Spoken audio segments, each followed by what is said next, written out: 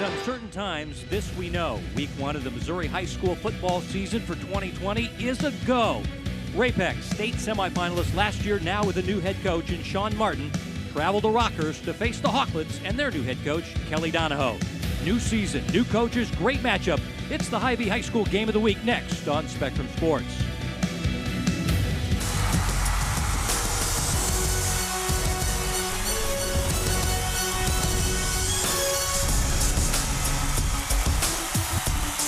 Good evening and welcome to Dasta Memorial Stadium and the newly named Severino Field. We're at Rockhurst High School, Week 1 of Missouri high school football, and a huge matchup between Ray Pec and Rockhurst.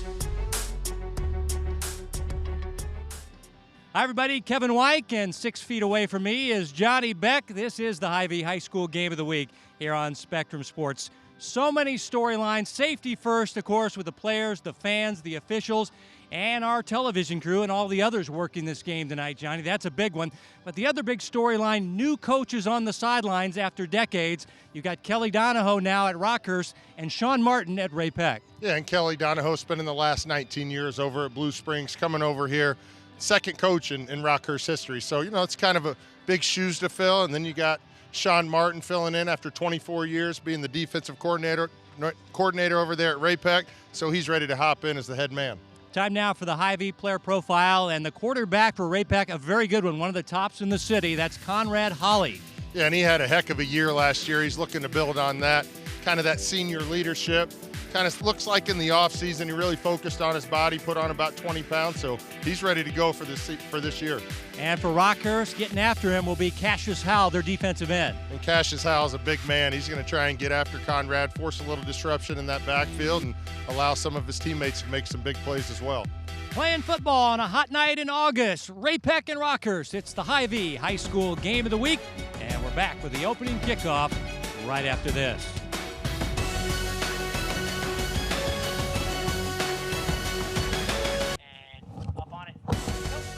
Game of the Week is brought to you by Hy-Vee, proud to support Kansas City high school athletics.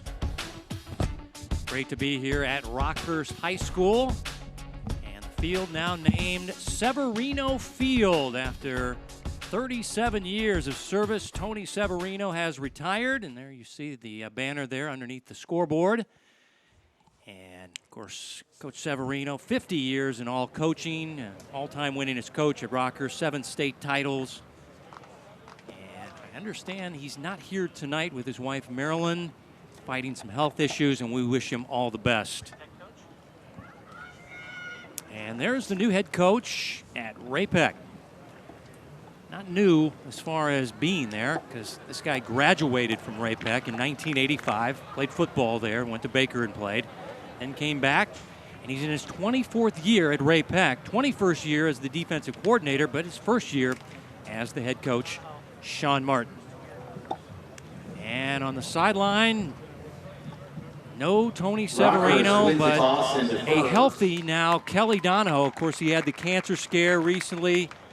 And Kelly Donahoe in his early 50s, after 19 years at Blue Springs, a 79% winning percentage, takes over this program. He's won 4 state titles, and last year got put in the Missouri Sports Hall of Fame, and he brings over the former Ray Pec coach, Tom Cruz, to work with him on the offense, and then former Blue Springs South head coach Greg Oder. There's a lot of state titles with that threesome there. Yeah, it's a heck of a coaching staff that they're able to put together here at Rockhurst. And, there's going to be some familiar faces with these players, knowing Coach Cruz, but obviously as we get through this game, we'll see if there's any keys or anything like that these Ray Pec guys can pick up on.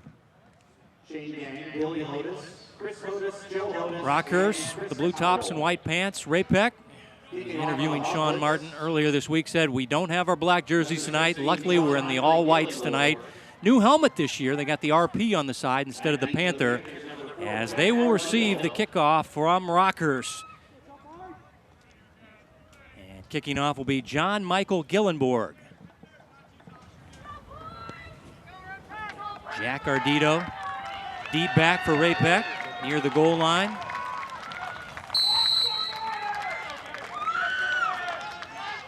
And the 2020 Missouri high school football season is underway from the 9-yard line on the return for Ray Pec is Ardito.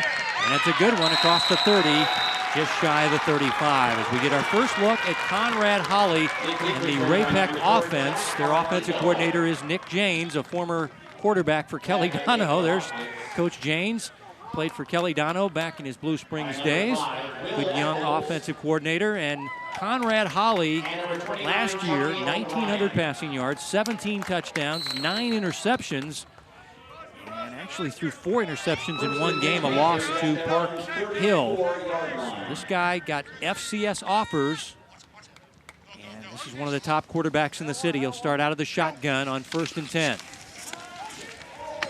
Throwing down the field, and the pass is broken up, incomplete, looking for Weston Ropp near midfield as the coverage by Briggs Rader for Rockhurst. Briggs Rader came in there pretty quick and kind of disrupted that pass a little bit. Looked like Holly had to get rid of that just a split second too soon, threw the timing off. Holly has a number of FCS offers, and the one they would tell me was Akron. As here's Philip Fager to the outside, turning the corner, run out of bounds, but not after acquiring, it looks like a first down, and the first one of the game for Ray Pec. Good job up front there by the Ray Pec offensive line, sealing that edge on the right side. Allowing that big run right there. There we go, first down there.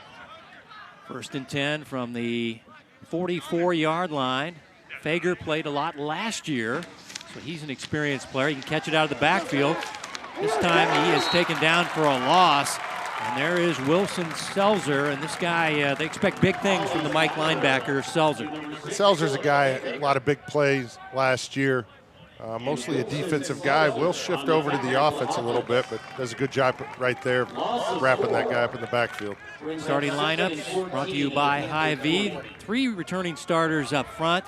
We'll have the Fager brothers running the football, and Tucker Miller, the tight end, should be targeted a lot in this game. After the loss, 2nd down and long. Holly throwing over the middle. Pass is broken up, and it was intended for Weston Ropp. And Aiden Flood, the free safety, with a dislodging hit, and it's incomplete. Yeah, quick slant over here the middle.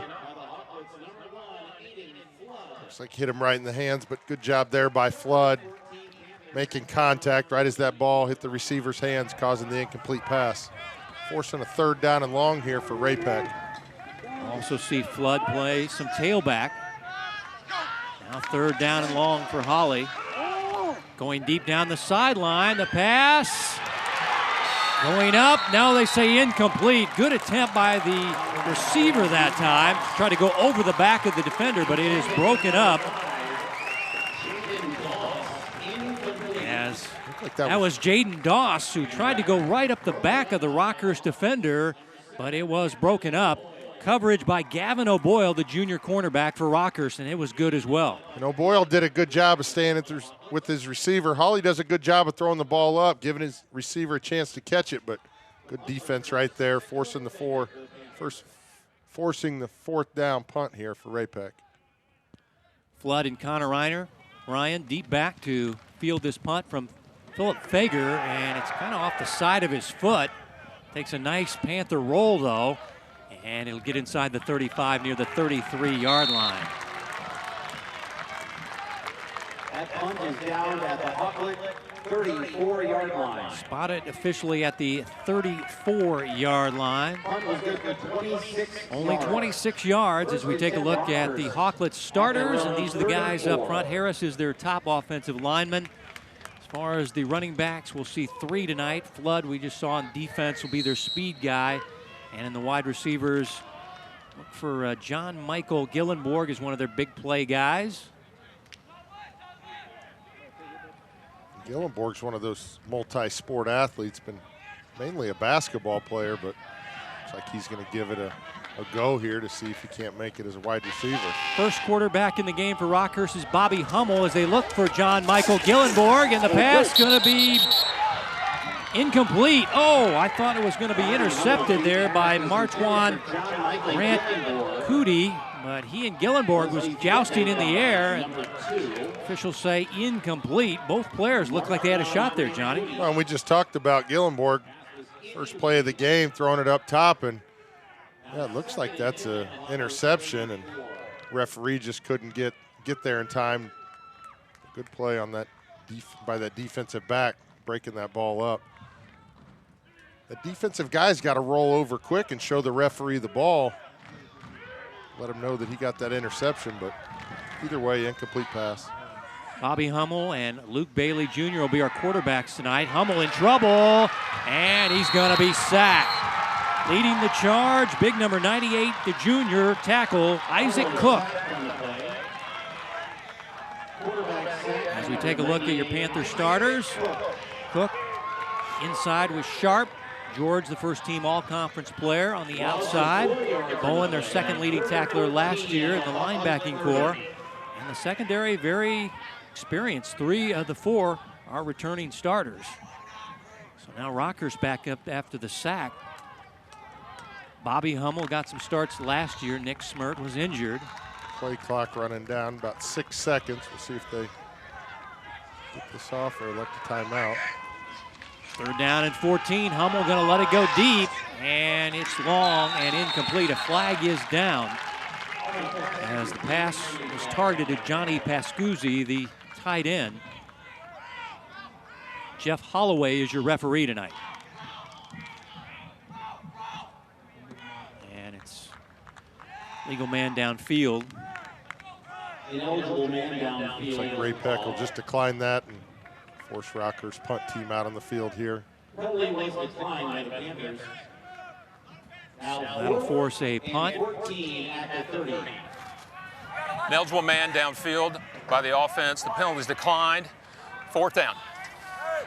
Back deep for the Panthers, number 4.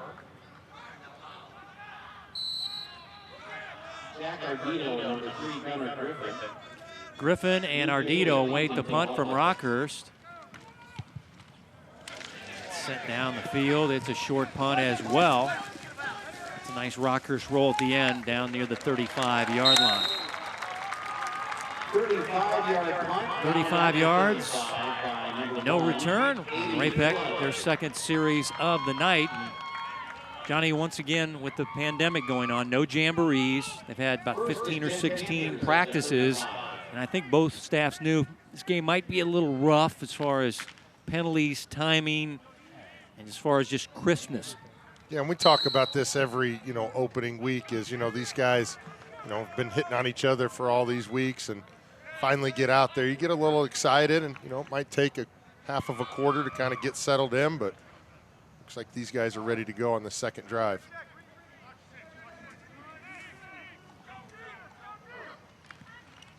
First and 10. Fager caught in the backfield and taken down. Nice play there by Brandon Baker, the junior defensive lineman for the Rocks. Baker's been in the backfield a couple times tonight. He's right over there from that edge and does a good job of running that ball carrier down. Brandon Baker. Loss of 3 yards on the play. He gets credit for a tackle for a loss as the junior defensive lineman. Greg Oder is the defensive coordinator, the former Blue Springs South head coach, teaching math here. And nice movement in the backfield by Hawley to avoid the rush. Throws to Fager. Ball is knocked free, incomplete. And a big hit by Wilson Selzer, the Mike linebacker for Rockhurst. Cassius Howell forces Hawley out of the pocket right here. Hawley doing a good job there of averting that sack. Keeps his head up downfield, does a good job of delivering that pass, but great job by Wilson Selzer there. Finishing that off, forcing the incomplete pass. And again, we got another 3rd down and long here.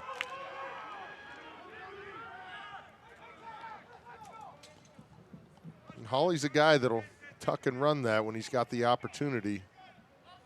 We'll see if that plays into a factor here. Go with a draw play to Fager. Tackle from behind by Johnny Pascuzzi, so they did not fool Rockhurst, as it'll force a 4th down and long and a punt coming up for Ray Pec on their second series.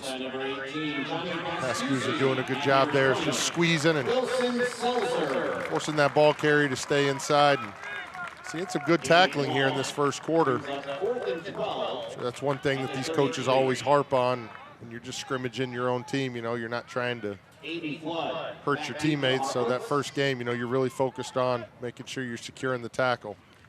Fager to punt it away. Aiden Flood, the deep man, calling for a fair catch and taking it in at the 36-yard line. Fair catch called for made by 31-yard punt there. So a little longer than his first attempt. We'll take a look at Aiden Flood, who's playing in Rockhurst got their own secondary on defense and is a running back for Coach Donahoe. You know, you don't see that as much these days, you know, guys playing both sides of the ball, but when your number's called, your name's called, you're going to make sure you can do everything that you can to play both sides at a high level. This is the green group, so Luke Bailey Jr. wearing 22 will be your quarterback. Gives it off on a sweep to Aiden Flood. Can't really turn the corner. Has a good job by Ray Pec sealing off the edge. Looked like Ethan George was down there. Also involved in the stop was Ben Ines, the Will linebacker, number 41. Ness does a good job of just stretching that play out, not allowing any cutback lanes there for Flood, and makes the tackle almost at the line of scrimmage, 1 yard gain to be exact. I asked Kelly Dono what's the difference between Bailey Jr. and Hummel. He says Bailey Jr. is a dual threat quarterback, so we should see more quarterback runs with this green group. Back to pass is Bailey Jr. rolling. Now he's going to try to turn it up. Maybe got back to the line of scrimmage if he was lucky. The linebackers there, Embry and Bowen, ran him out at the chalk. Good coverage downfield by Ray Pec. Forcing Bailey Jr. to the outside. Does a good job not trying to make anything happen that's not there. Just runs out of bounds. Lives to play another down here again. Got another third down and long. Seems like both teams have faced third down and long a couple times since we started. See which team can convert and keep their drive going, build some momentum on offense. On the third and long, Bailey going deep down the field and overshoots everybody, including the defenders who are playing center field. Pass was intended for Connor Ryan, and Ethan Woodfine playing center field as a safety back there for Ray Pec. Had the best chance at it, but he didn't run it down. It was too long for him as well. In the secondary, number 2, Marquand. And you've got that coverage over the top there on third and long. Ray Pec just making sure they don't get beat over top, doing a good job covering that long ball. Again, forcing Rockhurst into a punt situation here. Bailey, who's the quarterback, also serves as their punter. You see a lot of teams doing this, and this is a good spiral off the foot of Bailey. Fair catch called for by Ardito near the 26-yard line. 38-yard punt. That was a good one. Got that one to turn over, and Ray Pec will send their offense back out for their third series of the night. First quarter water break. But right now we have a water break on a temperatures in the low 90s right now. It was a hot one in Kansas City. It's supposed to cool off the next few days. Officials timeout. As we get a hydration break.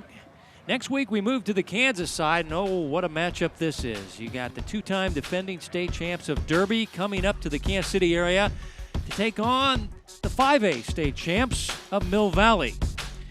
Derby, Mill Valley.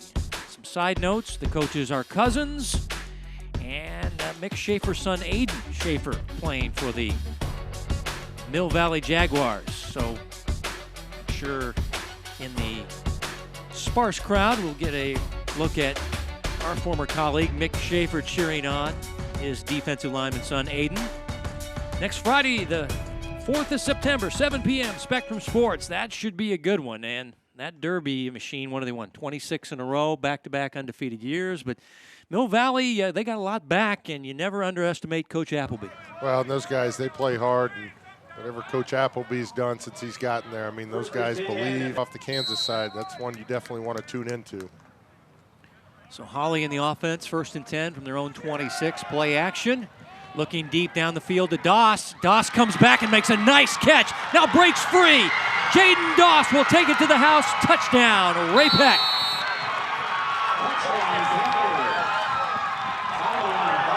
Doss just makes a heck of a play on that ball and then turns the burners on and finishes it off.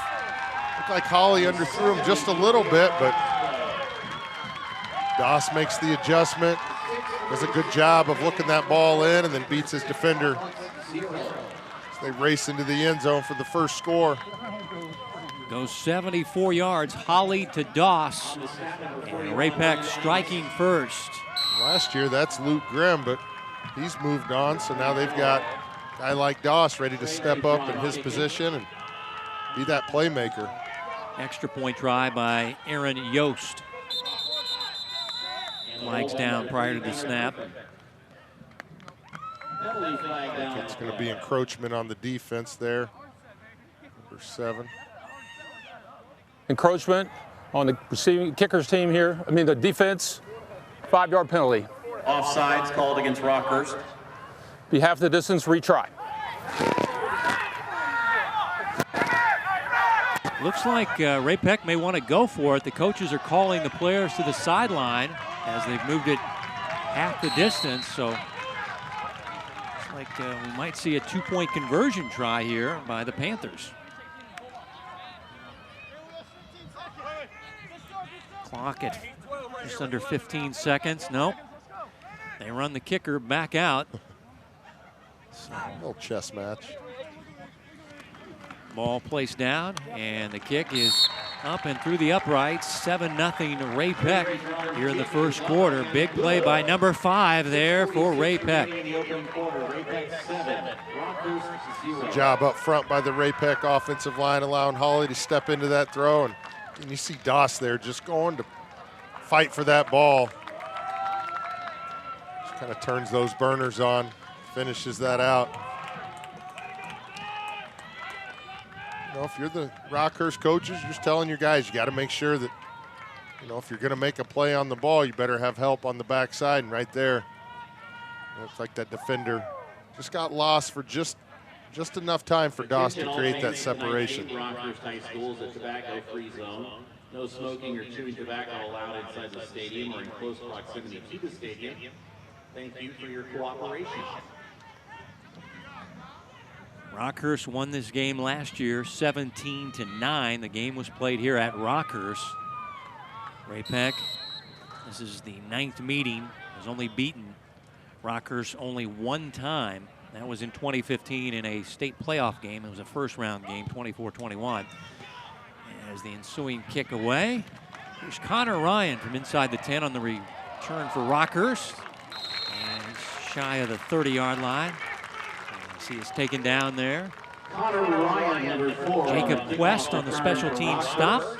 And let's see what group Kelly Dono wants to run out. I said, Coach, you're going to play 2 quarterbacks. Is it going to be flip-flopping the quarterbacks, or what are you going to do? He said the blue group is Bobby Hummel's group. The green group is Luke Bailey Jr. So it just depends on the package. It looks like it's going to be the blue group, and Bobby Hummel runs out at quarterback. And Hummel's one of those guys. He's a veteran, so when he definitely takes the field, there's a little bit more confidence, but Bailey's a guy that's going to make some plays with his feet as well. Toss sweep, Jake O'Brien. And he is taken down nicely there. I believe that was Gavin Embry there, and also Tyler Shuey involved in the stop, but Rockhurst not able to get the ground game going here in the first quarter. That's one thing that this Ray Pec team really prides itself on, is that defensive side of the ball. We watched them last year in the playoffs make a real strong surge. These guys on defense, they're active. They got a bunch of big guys up front. They're going to cause a lot of disruption, and playmakers in the back 7 that, you know, just are able to get free and make those big plays. It's a reverse to the speedy Aiden Flood. Quarterback's opening up a block there, and Aiden Flood going to cut it up the field. And he is taken down as he crosses the 45-yard line. Gunnar Griffin made the stop, so a little razzle-dazzle, and they show off their speed in Aiden Flood. Well, great play call here. Gets the defense to over-pursue, and then you see Hummel right here. Not much of a block, but does just enough to divert that defender. Goes for 17 and a Rockhurst first down. what that Rockhurst offense needs. Just get a big play, get some momentum, move the chains. And movement on the Ray Pec defensive line, and it'll be encroachment on the Panthers. On the defense, 5-yard penalty. Remains first down. If you're one of those defensive linemen, got to make sure you're keeping your eyes on the ball. Keeping that momentum going for Rockhurst. They have the big play, and now they're 1st and 5.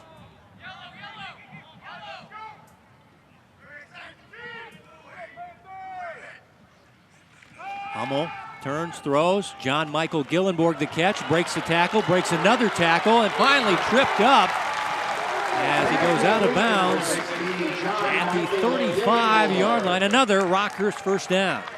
Gillenborg just on a simple, just curl route, out route. Does a good job looking that ball in, setting the defender up. Almost loses the ball there, but does a good job of picking up the yards after contact, which any wide receiver coach will tell you, that's big time. You just got to make sure you secure that football. Goes for 14 and a first down. John Michael Gillenborg also plays for the basketball team, as this is O'Brien trying a cutback. Ines there, the Will linebacker, doing a good job of kind of sealing the edge and limited only to a couple of yards. Yeah, good job there. Taking that running lane out. Those stretch plays, you're looking for one of those cutback lanes, and this Ray Pec defense is doing a good job of staying disciplined, staying in the run lanes, making sure they're not allowing one of those guys to have a big-time run.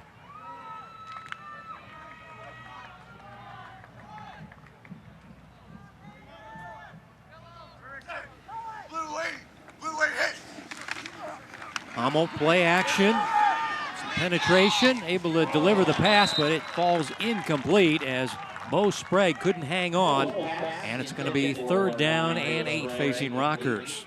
Almost looked like Sprague just picked his eyes up just too soon. Looking downfield, good job by Hummel avoiding that pressure. That ball had a downward arc to it. It was a tough ball to handle, but I'm sure Sprague, if you ask him in the huddle right now, he'd tell you I should have caught it.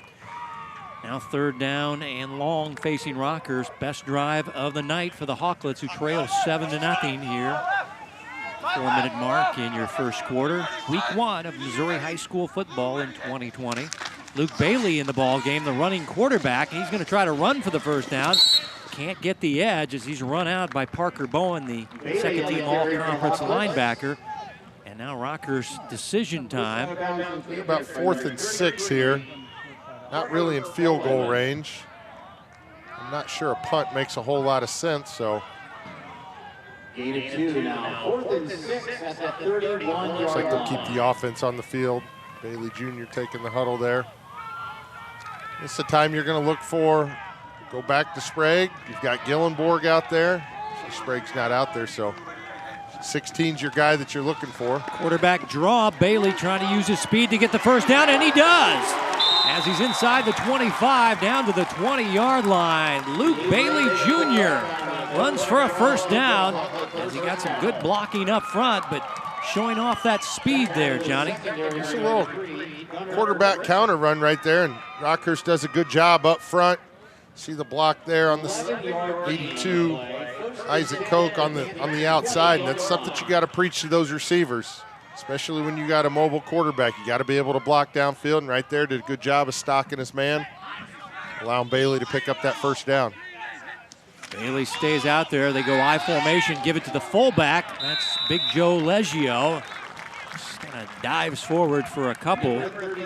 Joe was a running back, but now around 240. And Kelly said, we like you better as a fullback.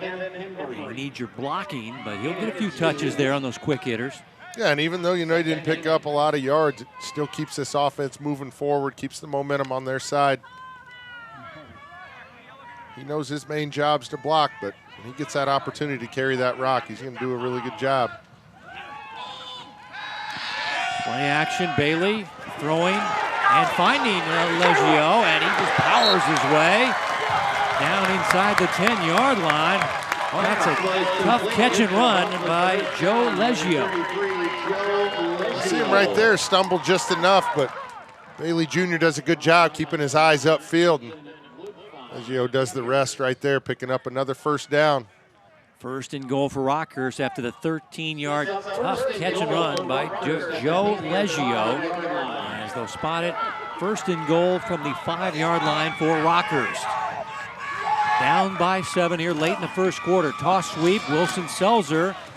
Not doing anything on that run as he is upended by Isaac Cook, a junior defensive lineman for Ray Pec.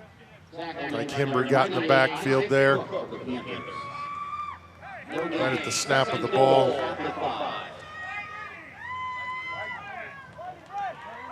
No gain, second down and goal.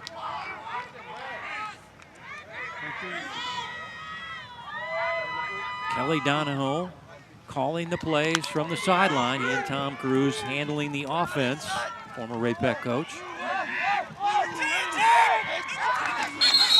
Flags as the ball is snapped. So it's going to be false start there on the offense. On the offense, 5-yard penalty, remains second down. False start called against the Hawklets, 5-yard penalty. Looks like Selzer's going to be their power back anytime they're inside that 10-yard line, goal line package. They're going to bring in the big guys, but getting forced out now to the 10-yard line. See if Rockhurst elects to put the ball in the air here. And Gillenborg's your big-time receiver if you can get the ball up in the air to him. Fade it to Gillenborg in the back of the end zone, and John Michael could not run under it. He'll track it down on the track, however, and it'll be fourth down and goal as Bobby Hummel with the incompletion. Pats his chest saying, my fault there. Didn't give John Michael a real chance on that one. Third and goal at the 10. Beg your pardon, it'll be third down and goal. Bringing Bailey Jr. back in.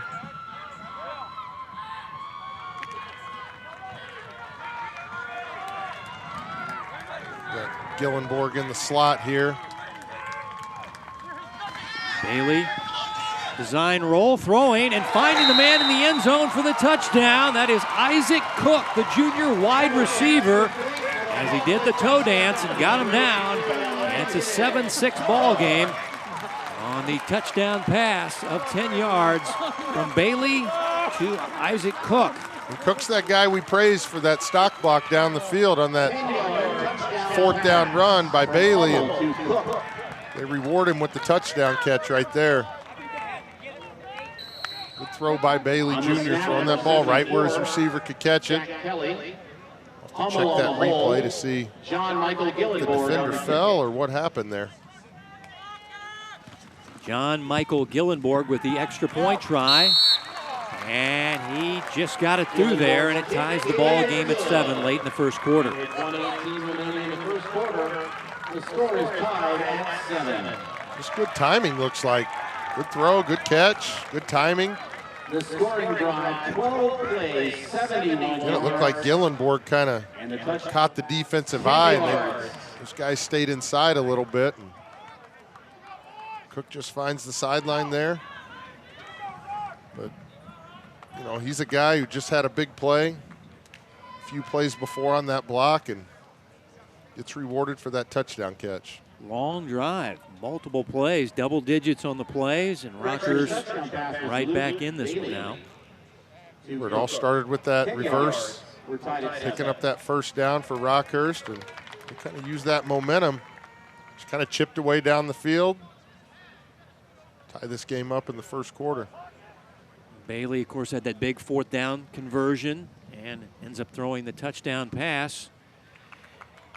Coach Donahoe's team evens the score at 7 apiece. But you see Bailey's his capability, you know, of getting out of the pocket and being able to throw the ball on the run, and that's something that you touched on before. Bailey's that guy, he's that dual threat, and right there you see why.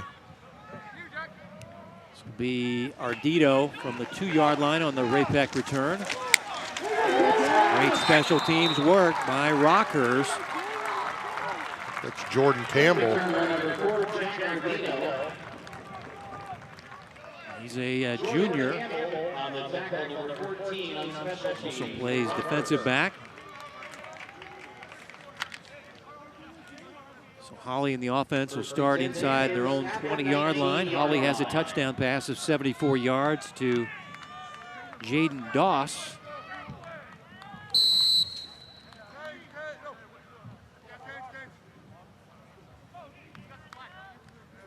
One back set.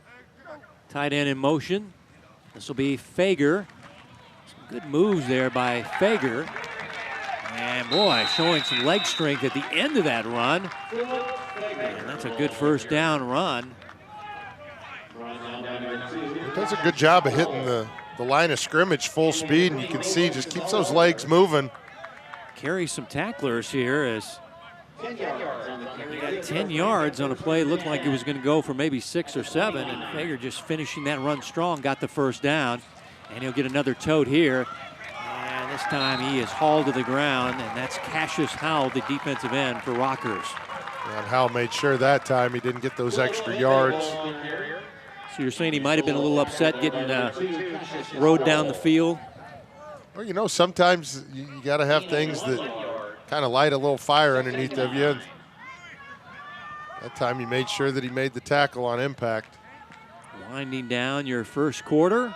Week 1, Missouri High School football. Hy-Vee High School game of the week here on Spectrum Sports. Holly, good time this time going down to Doss down the field again. Over the shoulder, can't make the catch. It falls incomplete as Gavin O'Boyle had the coverage, but Doss shaking his head knowing what if there. As it looked like maybe he should have got that one. Well, Doss did such a good job that first time of going and getting the ball. It looks like that time kind of just let that ball go right between his hands. Good throw by Holly down the field. And yeah, Doss wishes he has that one back, but he'll live to play another down here. Now it'll be 3rd down and 9 from the spotting it at the 30-yard line. As the kicking tee is still on the field. They said we can't have that, so the officials will run that off. First week, still working out the logistics. Don't need somebody tripping over the old kicking tee from the kickoff. Big down and distance for Ray Pec. Holly going down, sacked on the play. Cassius Howell had a big series for Rockhurst. Nice tackle, and now will record his first sack of 2020 and force a Ray Pec punt. Pascuzzi off the edge forces Holly to kind of take his eyes downfield, see if he can find a little running lane, and Cassius Howell does a good job of finishing it off. See Pascuzzi right there just out of the grasp, but and that is the end of the first quarter on the Hy-Vee High School game of the week. Tied at 7 between Ray Pec and Rockhurst. Back with second quarter action right here on Spectrum Sports.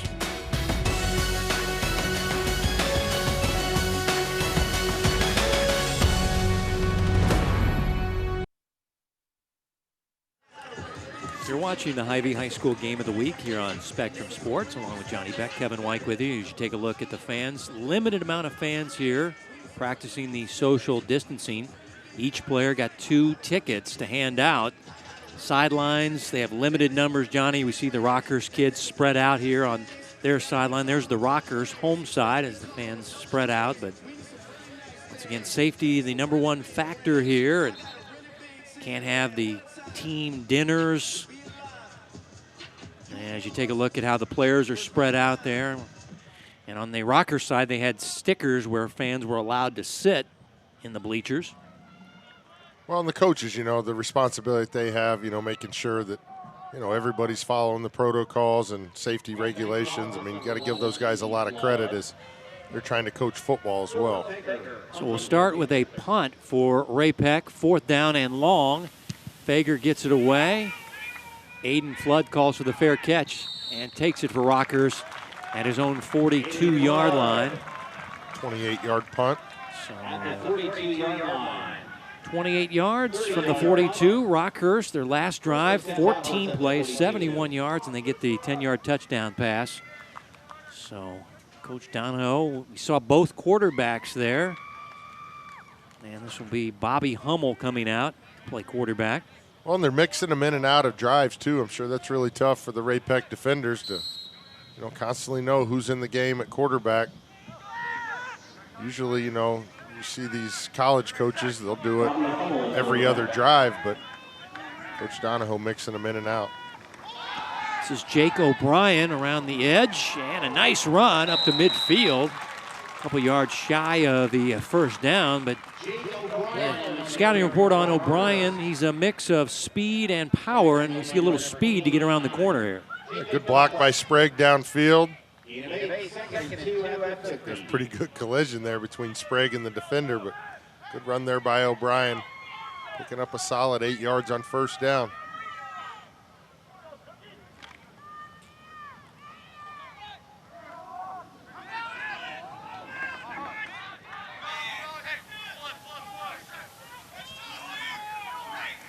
Second down and short. O'Brien picking his way, spun out of a tackle, but not able to get back to the line of scrimmage. Will lose a yard on the play. So it's going to be third down at about 3. Ray Pec diagnosed the run there. And Gavin Embry involved in the stop. Yeah, he kind of finished that off. A lot of white jerseys around here. Good job by O'Brien keeping the run going, and then Embry just comes in there and finishes it off. Looks like they lost about a yard, so it'll still be third and short, 3rd and 3 here. Luke Bailey Jr. in the ball game, looking confused and looking to the sidelines, and will take the Rockhurst timeout. Well, sometimes that's going to happen with their first charge timeout of this half. Two quarterbacks coming in and out, making sure that quarterback knows the play and they're able to get in there on that play clock. But that's why they give you 3 timeouts, and in the first half can't carry him over. So might as well make sure you got the play in that you want, especially when it's third down. Talking to Kelly Donahoe this week, boy, he just seems like he's been rejuvenated here. I mean, there's a guy that battled cancer not too long ago, and if you saw him at the Simone Awards, you would have thought, oh my. But he's bounced back, doing well, and loving things here at Rockhurst. He's like, look around here, Kevin. Look at this stuff. I said, this is not my first visit here, Kelly. I know how things are here. They are excellent state-of-the-art facilities. You don't have to sell me. So after the Rockhurst timeout, Bailey Jr., we've seen him run very effectively. And now he'll go on a quarterback sneak, and it's all clogged up. And he did not get the first down. It seems like he's about a yard short. Looks like number 98 there. Yeah, Cook in the middle, and Bailey. And he had the initial stop about a yard short. Yep, there. He's able to kind of fall forward here, but looks like he's going to be a yard short, but Rockhurst elected to go for it. Rockhurst trying to get that jumpy defensive line to encroach. They do not, and they give it off to Selzer, the power back, and he's got the first down as he's across the 45-yard line. West made the stop, but Selzer had a nice seam. Great job by the offensive line opening things up for Wilson Selzer. And they went with the hard count there and tried to get him to jump, and you think, well, they're just going to kind of let this play clock run out and punt it, but they end up snapping it, and Wilson Selzer does a good job picking that first down up, and you see Selzer, both hands on the football, making sure he's securing that football all the way through, picking up that first down, keeping this drive going for Rockhurst. So Bobby Hummel back out, Jake O'Brien in, and running back to the quarterback's right. Play action, Hummel trying to step up, and he is going to be sacked on the play. Jeremy Sharp will get credit for the Ray Pec sack. A guy that was a backup last year, but the coaches were just raving about him as far as his preseason work. And you see Sharp right there just fighting through his block. Like Hummel kind of second-guessed that throw downfield. Good coverage downfield by Ray Pec. Allowing that defensive line of Ray Pec to surround Hummel and come up with the big sack. Sharp broke his leg as a freshman. His sophomore year, his mother would not let him play football because she wanted to protect her baby. But his junior year, they got him back, but he was a little behind, and now he's caught up and become a very good defensive lineman for Ray Pec. Long pass down the field, incomplete, targeting Ryan, coverage by Grant Cootie, and it's incomplete. It's going to force a third down here and long. But you kind of see what Bailey did. Just kind of throw it up there, allow your receiver to run underneath it. He almost got to it. But again, got good coverage downfield. Third and 15 at the 48. So Rockhurst facing third down and long on a number of occasions tonight. They're going to go empty with Bobby Hummel. Go 3 wide receivers, but now we're going to get another Rockhurst timeout. First, it's their second charge. They'll have 1 left. That's their second charge timeout.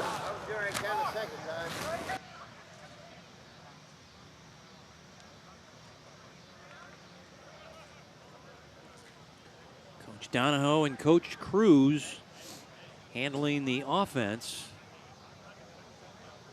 And if you're wondering how long Kelly's known Tom Cruise, this dates back to them growing up as young kids. Kelly Donahoe grew up in Harrisonville, Missouri, and Tom Cruise, of course, grew up in the Raymore Peculiar District, and that's just right down 71 Highway. Those are a couple of Cass County boys, so Kelly knew Tom Cruise growing up, competed against him in his youth, middle school, high school days, so they have a long time relationship just because they were right there in Cass County.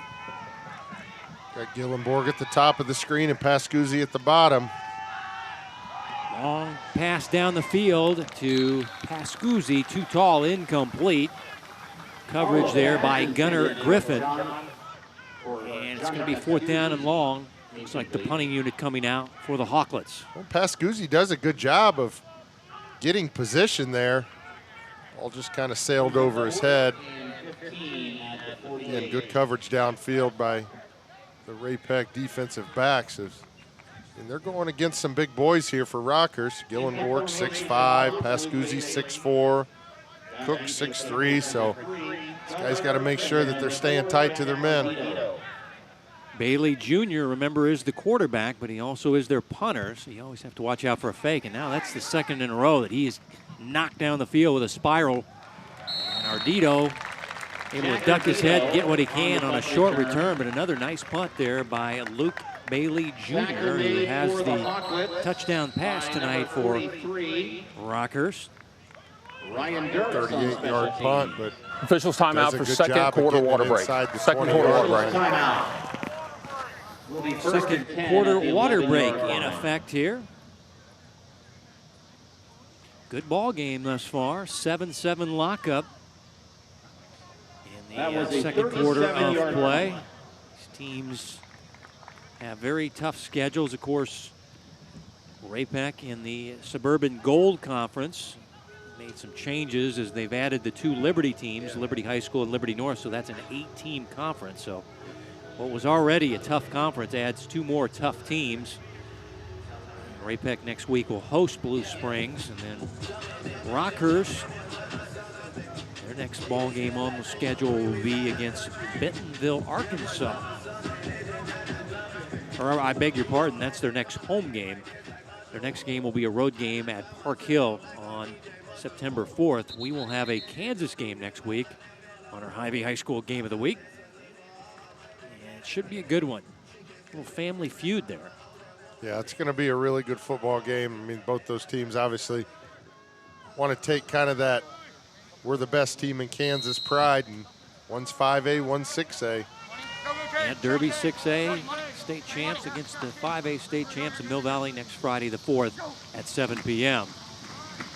And inside running play for the Ray Pec Panthers, that is Fager. Fager is just a hard-nosed north-south runner. Got up a little frustrated there. Thought he got the business there on the ground, I think, there.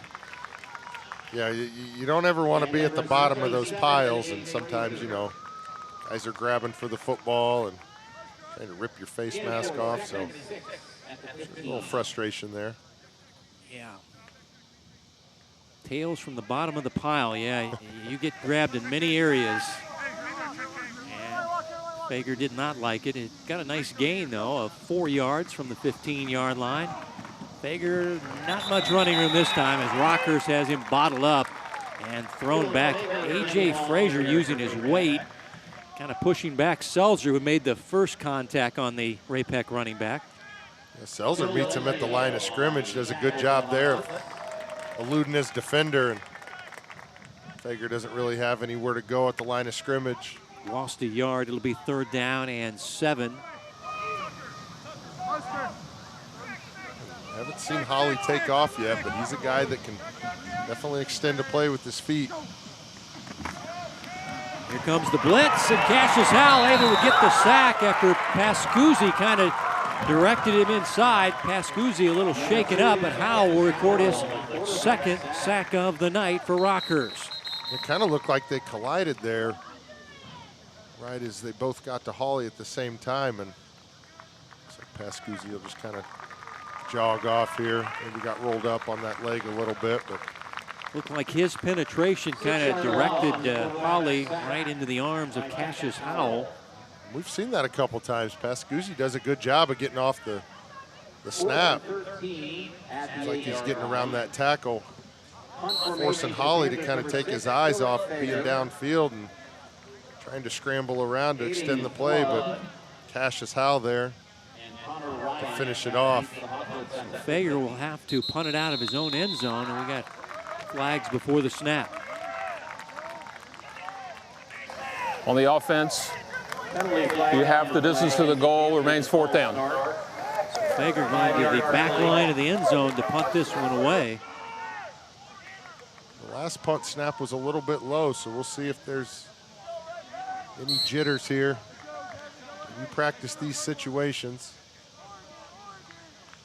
Just making sure you're getting the ball off as quick as you can.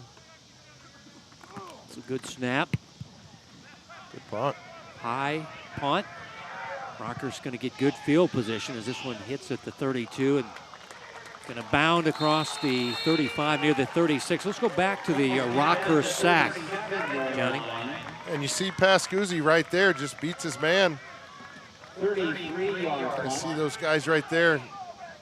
We call that a half sack for each one, and Pascuzzi's momentum just kind of runs him into the offensive guy. But and you see how quick those guys are off the line, and a couple times you saw on that drive Hal drop him back into a linebacker position. Sometimes he kind of creeps up on the offensive line, so you never know which direction he's coming from, and they're doing a good job of disguising that.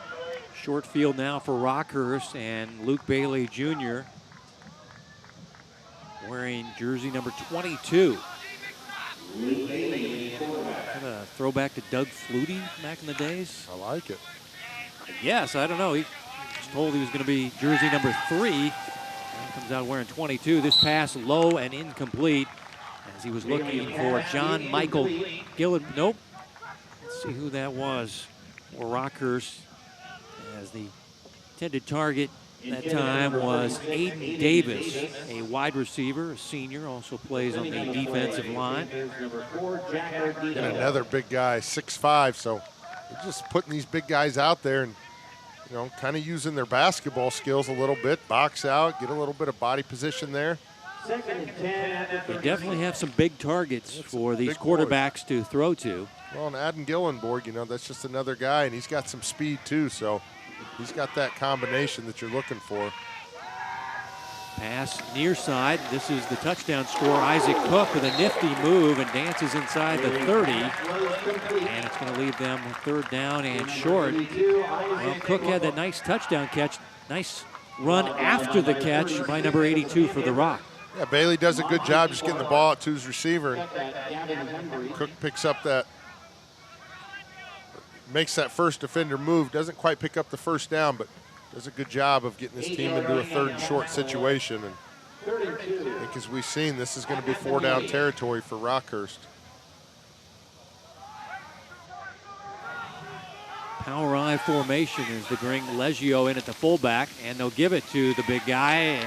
And second effort is not going to get him there. It's going to be fourth down. They're still going to need about 1.5 yards, Johnny. He tried to fool him with a quick hitter, and Ray Pec was ready for it. It's going to be a long 1.5 yards, a short 2. Fourth and 2 at the 28-yard line. Looks like they're keeping their. Bailey's going to stay in there. Selzer's going to stay in there. So this is more their power. Rockhurst 2 for 2 on fourth downs, and Bailey running, throwing to his fullback. Leggio with the catch, turns it up the field inside the 10. It'll be first and goal for Rockhurst. I'm thinking to myself, Johnny, Bailey run the football. You have, green grass in front of you. Instead, he makes a tough throw. Flicks it out there. Makes a completion for a fourth down conversion. Great job by Leggio, just continuing his route, just kind of finding that window, and Bailey does a good job keeping his eyes up downfield. Just kind of pitching it to Leggio out there, and we've seen that a couple times tonight. 24 yards on fourth down and 2. Seen Leggio with some nice catches inside the red zone from the 4. First and goal. Here's Selzer. Nice cut back, and he gets in for the Rockhurst touchdown. Wilson Selzer, the linebacker slash running back. They call him the Brute in the backfield. And he puts Rockhurst in front, 13-7 at the 4:06 mark in your second quarter. And Selzer's one of those guys, man. He just works his freaking butt off. He all off season, just trying to put more weight on, making sure that he's ready to go, knowing that he's going to have to play both sides of the ball. And right there, you see a little agility there, finishing that big run for a touchdown. Here's John Michael Gillenborg, 2 for 2 on PATs. Rockhurst leading it by a touchdown. Good vision right there. Job up front. Finishing that Sprague again, making that big block. Throwing Wilson Selzer into the end zone. Not enough good things to say about Wilson Selzer. He's a kid that just puts his head down, works about as hard as anybody as I've ever seen. He's got a good role model in his brother, Carter Selzer, who's a tight end up there in Michigan. He's got a younger brother on the team. You see right there, 4-yard touchdown run. Well, their defense set them with the short field, and they were able to take advantage as short punt situation. And another fourth down conversion, keep the drive alive. What, they're 3 for 3 on fourth down conversions. This guy's been part of at least 2 of those with a nice pass and a nice run. As you take a look at his passing numbers thus far. Yeah, just staying within the offense, not trying to do too much. He's found the fullback a couple times out of the backfield. A lot of quarterbacks, they don't like to throw to the fullbacks. They want to look downfield, try and make the big play, and sometimes what you got to do is just keep the drive alive, and he did that on that fourth down conversion. Rockhurst 14 unanswered points. Ardito, the deep man for Ray Pec, who went with the RP on the side of their helmet. This is a nice kick. It'll get a touchback for Ray Pec. The last few years, they've had the big Panther on the side of their helmet, but they went back to their roots. And when I went over to Ray Pec to interview Coach Martin, there's a lot of RP strong signs, and they went back to the RP on the side of the helmet. What do you think, Johnny? You like that? Yeah, I do. I obviously like the mascot on the side of the helmet, but, new coach kind of wants to change some stuff up. Probably doesn't have the luxury of what college coaches do, or they can just completely change the uniform. So, get the guys excited a little bit.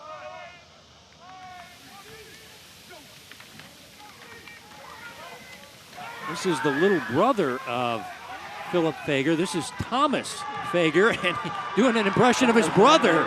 As just getting help from his offensive line as they push him across the 35 near the 40-yard line. So the little brother, Thomas, comes in.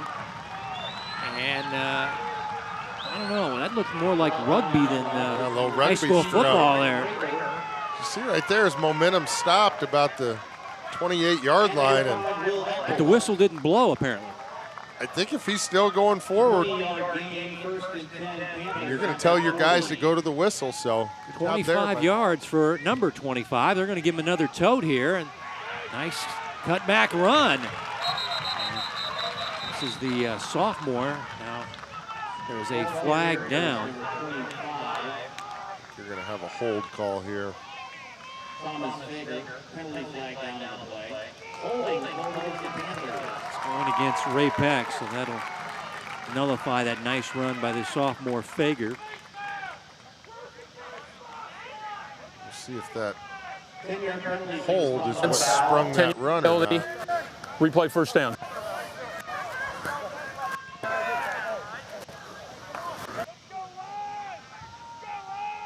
Now second and 21 from the 29. So a spot foul walk-off. It'll be second down and 21 back to the 29-yard line for Coach Martin and the Panthers.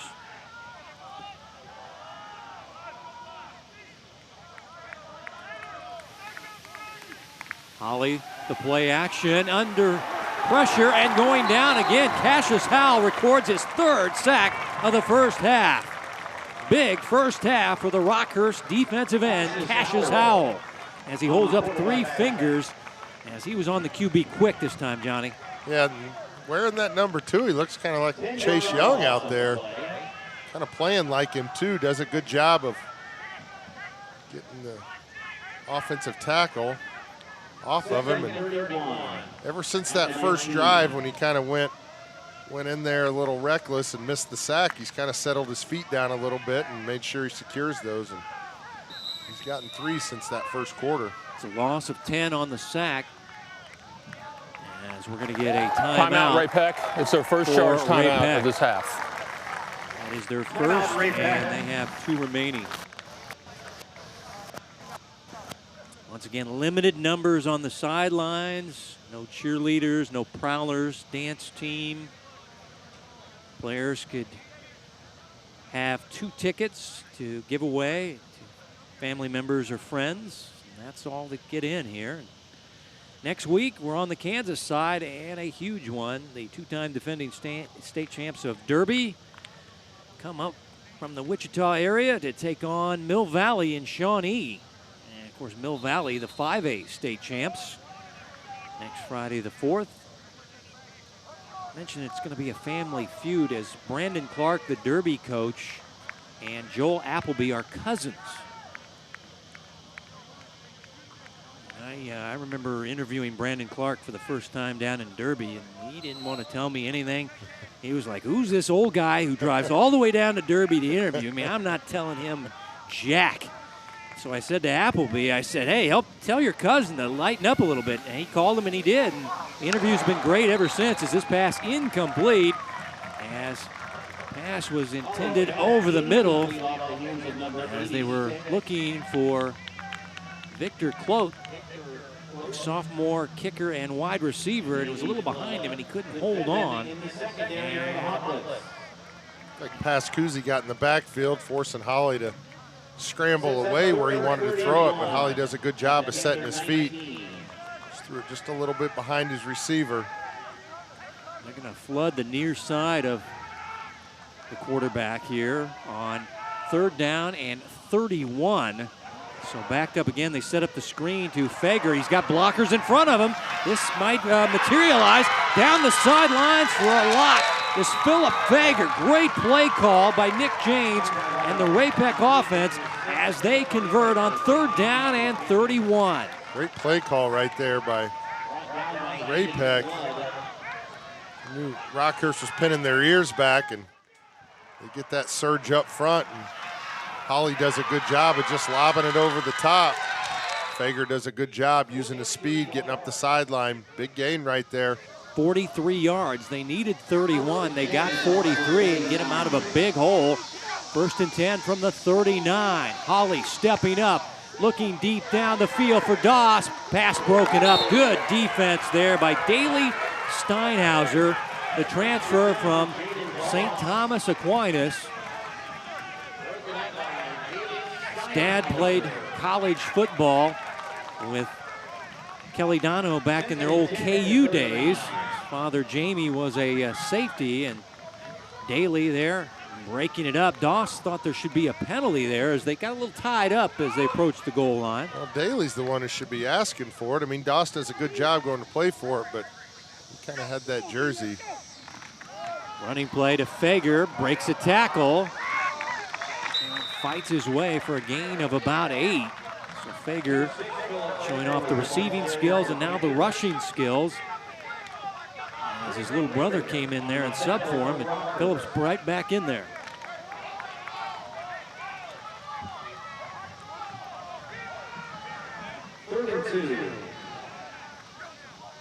Third down and a couple, and this is Thomas, the little brother, the younger Fager, and he's got some quicks to him as he gets through the hole quickly and gets the Ray Pec first down.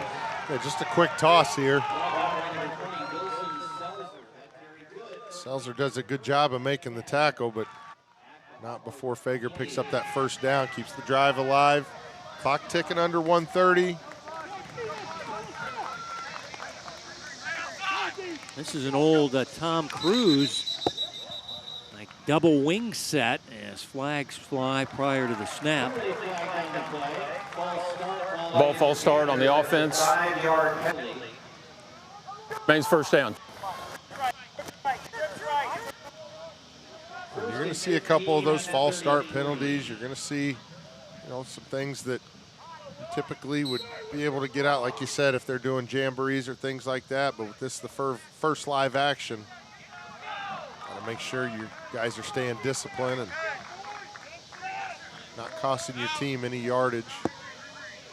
Philip Fager back in the backfield. They'll give it off to him on a delayed handoff, and he'll be taken down for a loss. It's coming up and making the stop is Aiden Davis. You've seen him play offense, now playing some defense and doing a good job for Rockhurst. It's their second charge timeout of this half. And we'll get a Ray Pec timeout as the clock has gone under a minute, and they're desperate for some points before Hy-Vee at the half. Well, we'll see if Ray Pec elects to run the ball and try and get this clock to go down a little bit, or if they take a couple shots in the end zone here. Obviously with one timeout left, 56 seconds, kind of have the luxury of keeping Rockhurst defense on their heels a little bit here.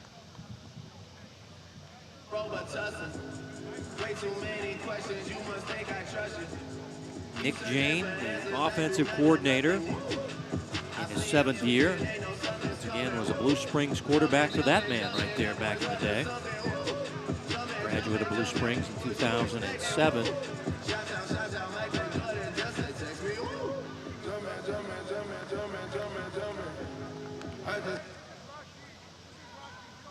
So after timeout number 2 by Ray Pec, both teams have one timeout left. Panthers scrimmaging at the 35 of Rockhurst. Facing a second down and long. They'll give it off to Fager. Finds some running room. Breaking free. Tries to cut it back. He'll have it inside the 10-yard line. It'll be first and goal. Great run. Good blocking up front as Philip Fager's had the big plays on this Ray Pec drive. You see Fager patient right there and just finds the crease. Speed right there, getting to the outside. Gets out of bounds to get the clock to stop. And they'll spot it first and goal at the 6 after the 29-yard run by Philip Fager. And this will be Thomas Fager to the outside, and it's grabbed by his shoulder pad and ripped down after he gains yardage to the 3-yard line. Still running. Ray Pec still has a timeout. Rockhurst sending some guys on the field. Not sure they're all going to get there in time. Now the officials blow their whistles, and it'll be a final timeout for Rockhurst. Timeout Rockhurst. As bodies were running in late. There you take a look at Greg Oder, the longtime Blue Springs South coach. This is a guy that's in the Missouri Sports Hall of Fame.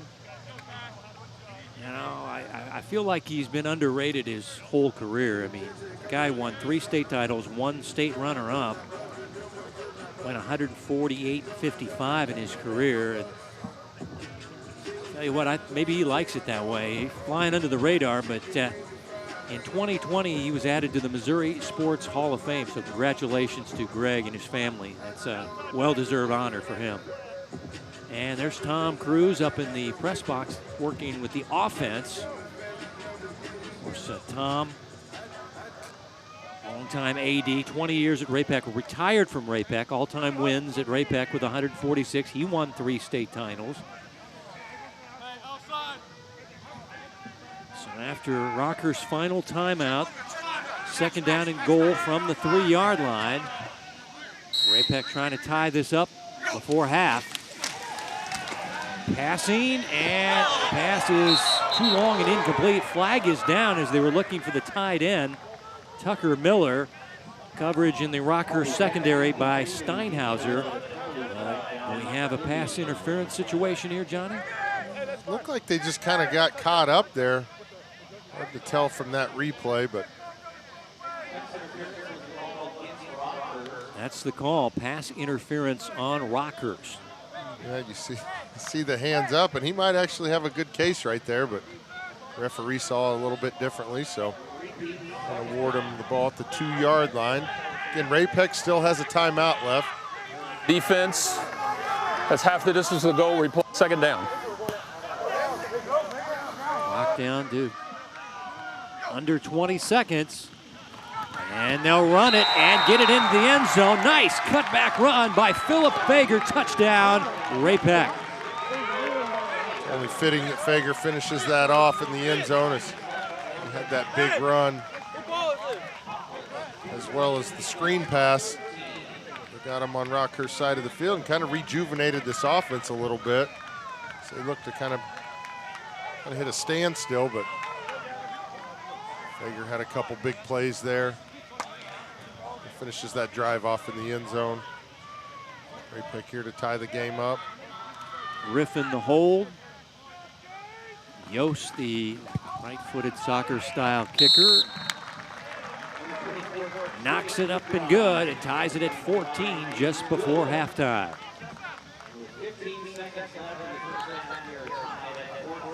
And here's that screen play.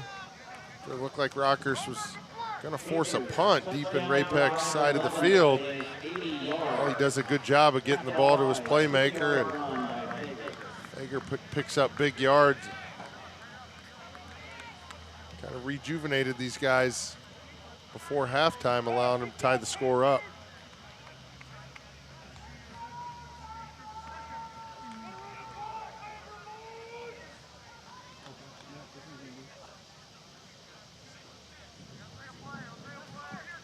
Seconds left in the half.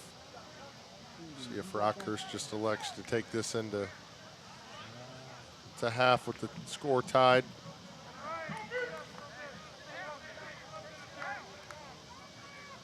Well, that was a huge drive. They're right back in this ball game, and both these coaches knew this was probably going to be a dogfight, low scoring. They thought, no jamboree. We don't know how the offense is going to go. Our defenses are going to both be good. Squib kick down the field. Rockhurst returning with Aiden Flood. He's a dangerous guy. Get number 1 down on the field. Flag is down back at the 30 after the good return by Flood. That'll signal that Rockhurst will just take a knee and head into the locker room. Flag on Rockhurst on the blocking on the kick return. Very rarely do you see it as going against the other block in the back on the receiving team, 10 yards from the pot of the foul, 1st down.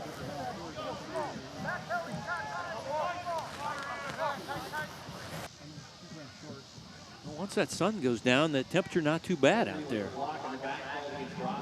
A little of that hurricane remnants.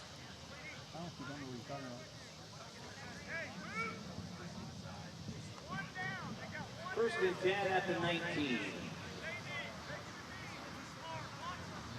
Just go victory formation here, take a knee. You see some of the fans They can't get in the game. Watching on the fence line around Rockhurst as Rockhurst takes the knee. And it was a good first half. Tied at 14. Fans just throw out a blanket and watch the action beyond the fence. That's how big football is around the Kansas City metro area, especially around here at Rockhurst. We have reached Hy-Vee at the half. 14-14 lockup. Back with our Hy-Vee halftime show. You're watching the Hy-Vee High School Game of the Week right here on Spectrum Sports.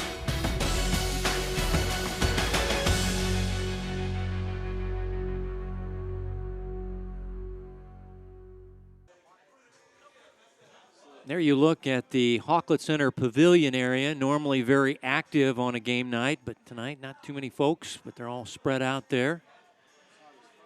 Halftime here at Severino Field and Daston Memorial Stadium, tied at 14 between Ray Pec and Rockhurst.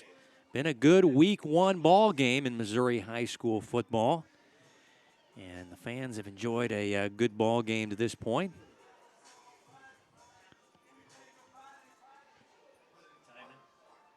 Time now to bring you the Hy-Vee first half highlights. Both defenses kind of stood their ground the first couple drives, forcing some 3 and outs. You see a couple interceptions that might have gone as one that was missed by the referees, but see the defensive line there for Ray Pec getting in the backfield. And see Conrad Hawley looking downfield.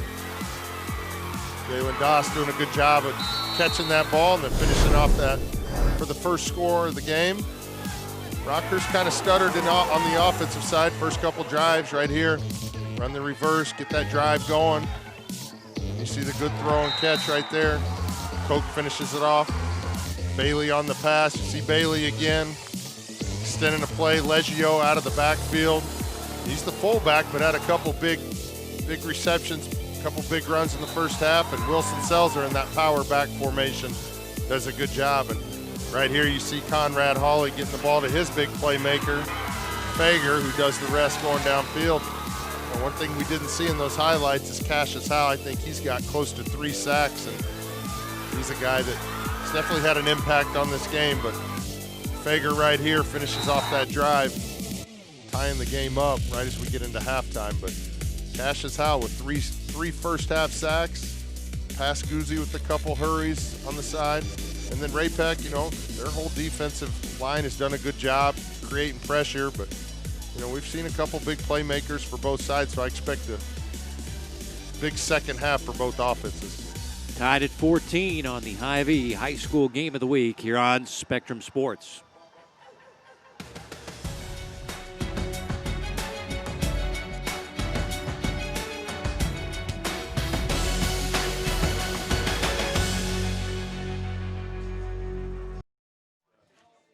Welcome back to Hy-Vee at the half, and Rockhurst making their way back toward the field. Ray Pec already getting stretched out for the second half. Let's do some spotlight first half players, and we start with the running back for Ray Pec. The senior Philip Fager had some big plays for the Panthers in the first half. And we saw him do it in the passing game right here. Good screen pass. It's really kind of turned this offense around for Ray Pec. They had the big play in the first quarter, but we're stalling out, and right there you see the big playmaking capability, and here he is on the ground again on the same drive, and he's going to finish it in the end zone. See there, 11 rushes, 59 yards and a touchdown. He's got that big reception as well, so he's well over 100 all-purpose yards, and he's a guy that's going to get quite a few touches in the second half. And normally this guy is set to a block for the tailbacks, but Joe Leggio for Rockhurst made some nice receptions out of the fullback position. Yeah, he's got a couple carries. Again, he's a guy that's done it both in the air and on the ground, but right here you see a big reception, getting inside there, setting up that first touchdown score for Rockhurst. Just a big guy with good hands, good vision, and then right here it's a big fourth down. Like Bailey was going to run for the first down, finds Leggio for another big gain inside the 5-yard line. And, you know, he's a guy that definitely he's going to request some of those Ray Pec defenders to make sure they know where he's at all times. 39 total yards, but that's 39 big yards as he had that big fourth down reception that kept that drive going for Rockhurst. And that's a 240-pound body coming at you in the open field. And I didn't know he had the receiving chops that he did, but he really flashed the hands there in the first half.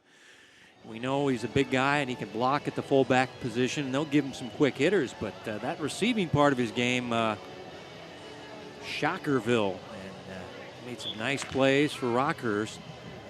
As we're tied at 14, coaches huddle around getting ready for the start of the second half in this week 1 game. Kelly Donahoe and his assistant coaches. 6 return from Coach Tony Severino's staff. There you see Coach Morris, who graduated in 1974. Longtime coach here. Talking it over with Coach Donahoe. And of course, Coach Martin on the other sideline. This has been kind of a tough summer for him. His father passed away in May at the age of 75. Pass on our condolences to him. Rick, he died of a heart attack back in May. So you're dealing with this new job, new program, but he loves Ray Pec. His mom still lives there in the Raymore Peculiar area. Also want to pass on our condolences to the Mike Wallace family, the Olathe East longtime track coach, just recently passed away. I know everybody says, oh, Coach Wallace won all those track titles, 11. And well, let me tell you something. He coached football, and he was a good football coach with Jeff Myers back in the day with Olathe East. We want to pass on our condolences to his family, and his wife and his daughters. And also want to say I went to a funeral early this summer. Chris Brindle, the former Piper coach, his wife passed away. A sad situation there. And Chris Brindle, a big fan of the Hy-Vee High School game of the week, and pass on our condolences with his wife Nancy passing away. So getting ready for the start of the second half as Ray Pec and Rockhurst getting ready to square off. Just good to be having some football here, Johnny, and good to see our crew again. You know, our crew working hard tonight. I know it's, you know, hotter than donut grease today, but everybody a little sweaty, but I think everybody happy to be back. Good to see all the smiling faces as part of our Spectrum Sports broadcasting crew. Yeah, and you talked about the safety, you know, of all the players and coaches and family members and all that. And, you know, these guys just you know, love football, and when you hear them talk about, you know, what it does, not only, you know, for these guys physically, but, you know, just mentally being around each other and competing and, you know, doing the things that they love in the weight room. And, you know, nobody loves conditioning, but I think this year they really embraced conditioning as it was kind of a way to get out of their house and get some physical activity in. And, you know, I think you're starting to see more of these Kansas schools that are going to maybe at least try to get back out on the practice field. So, you know, you really feel for these kids that, you know, may have had some of their senior year stripped away from them. But like I said, these coaches do so much to make sure that these players are safe and ready to go for this football season. Rockhurst won the coin toss, deferred their option to the second half. And Victor Clote has it on the tee to kick it to Rockhurst to start the third quarter. This will be Ryan from the 5 on the Rockhurst return. And it's a good one. Ryan nearly up to midfield. Nice return. As it'll go 43 yards on the return. So Rockhurst with good field position for their first drive of the third quarter. And that's what you tell your return man. Wait a minute, flag down back at the 30, Johnny. Hold the phone here for a second.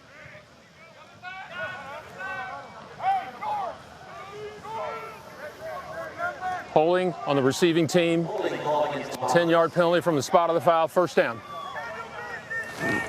Pull him back 20 yards. But you see Ryan here, doesn't try and juke anybody, just follows his lead blockers, gets upfield.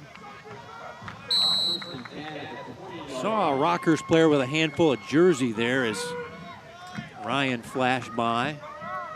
This will be a Bobby Hummel Blue Group player package as they check out on the field. This might be the worst starting field position for the Rockhurst offense all night.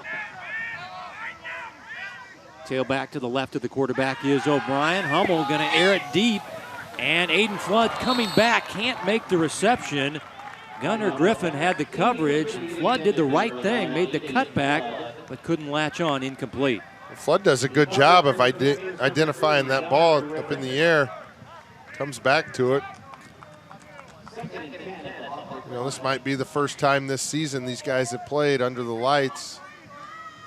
Sometimes tracking that football's tough, but he did a good job almost hauling in that catch on first down.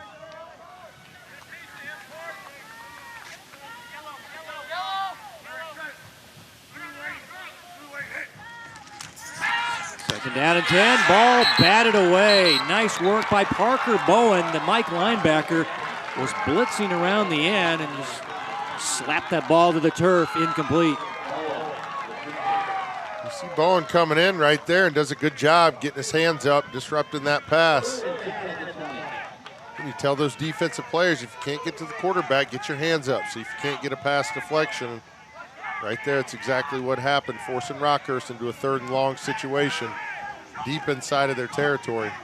Getting D2 looks is Parker Bowen, but talking to several coaches, the recruiting has been set back because no summer work, no 7-on-7, just everything's a little backed up right now. 3rd down and long, passing down the field to Flood and incomplete. Again, Gunnar Griffin, good coverage on Aiden Flood, and it looks like a 3-and-out for Rockhurst. And you see Griffin not allowing Flood to get on top of him, and he kind of uses his body there to seal it off, but good job of finding that football. 4th and 10 at the 20. Luke Bailey coming in to punt it away deep in his own territory. Griffin and Ardito, the deep man, just past midfield for Luke Bailey, who's also one of Rockhurst's quarterback tonight. This one a no spiral punt, and it's picked up by a Rockhurst player. He's saying it was touched, and Gavin O'Boyle will take it to the house. Now let's see what the officials say. It is a touch player as it was moving up the field, and Gavin O'Boyle, Johnny on the spot, picks it up. It's kind of a knuckleball punt a little bit in the middle of the field. Let's see here. It hits the right there off a Ray Pec player coming down in coverage, and Gavin O'Boyle has the wherewithal to pick that up and say, see you later. Going some 45 yards for the special teams touchdown for Rockhurst. Now the officials are huddled. They don't have the instant replay to look at, so it is legit. Now let's see if they're saying he can't advance this football or it's dead where he catches it. I think that might be the discussion point. Dead, yeah, they're going to say the ball will. Unfortunate there for Ray Pec. White, blue recovery at the spot right here. First down, blue. Okay, they say you can't forward advance a fumble. It's still a huge turnaround right here as Rockhurst was punting inside of their own territory, and Ray Pec set to get good field position. And you know, that's tough right there. You know, it's a low punt, knuckle punt. Guy's just trying to do his job. I mean, you got people yelling, get away, get away, get away, but sometimes that ball just takes a funny hop, and O'Boyle, right man, right position. So they give them the ball at the 42. Yeah, that was all set up by that kind of just wounded duck flying punt down the field, and nobody was yelling fire, fire, or Peter, Peter, get out of the way of it. Well, that's exactly how they drew that punt up. So Rockhurst and Luke Bailey Jr. take over with the short field. Bailey gonna run it, and he is a good runner, making some nifty moves, and he's upended across the 30-yard line. Good block by Flood. Kind of spring Bailey loose. Bailey a little slow to get up with a flag down on the play.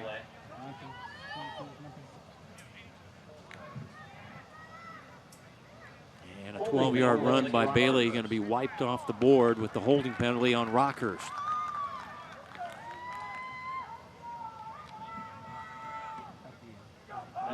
Bailey staying on the field, shaking up, but he's going to stay out there.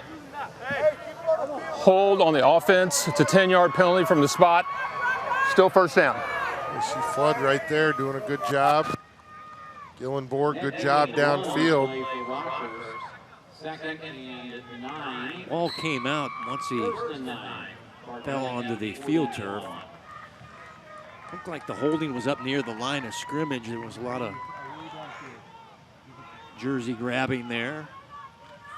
So first down and 9 as Bailey scrambling away from pressure. Parker Bowen will just cut off his angle as Bailey stumbling through the Ray Pec bench area. Ends up at Talk the about getting backyard. hurt. You can get hurt when you're running through that bench area as Bailey ends up on the Rockhurst track. Looks to be no worse for the wear, but Got all those individual Oh, yeah, water bottles yeah. too. So everybody's got their dodging own water that. bottle, so there's about 75 of those out there, and then you got the bench. And he's able to get it back to the line of scrimmage, and it'll be second down and 9.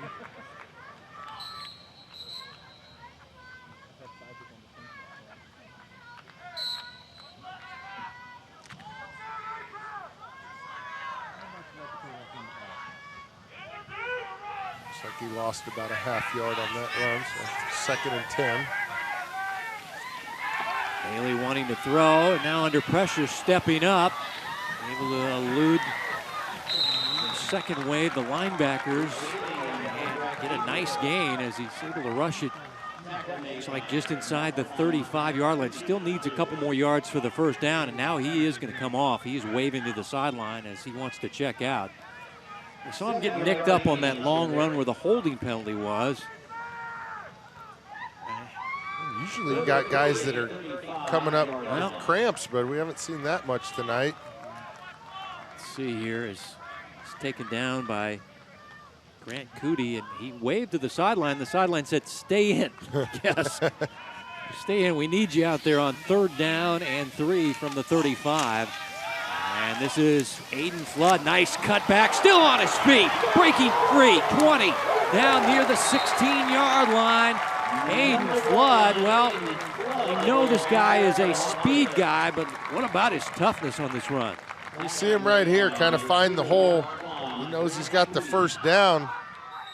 Good cut up right there. Knows he's got the first down, takes that contact, gets that spin move, picks up another 15, 20 yards after initial contact. So Ray Pec, it's their first timeout of this half. And we get a defensive timeout for Ray Pec as Rockhurst driving the football. Just got a 19-yard run by Aiden Flood, and they will take the timeout. Now, Coach Martin is still the defensive coordinator, but he's got a lot of helpers helping him out with the defense as he's going to handle the duties. But I'll tell you what, when I went over to Ray Pec on Monday, pulled into the parking lot, and you see the cross-country runners running down the driveway. You get up, you see the soccer players on the football field, and then on the long field away, you got the football players, girls, softball, having practice. There's like, 150 kids out there. It was just beautiful to see. And, I've driven by some high schools in town, and it's ghost towns, but that was just a beautiful sight to see all those kids out there taking part in their fall sports. Hy-Vee High School Game of the Week next week. 6A state champs back-to-back. Winners of 26 in a row Derby come up to the metro area, take on Mill Valley, the 5A state champs, next Friday, September 4th at 7 p.m.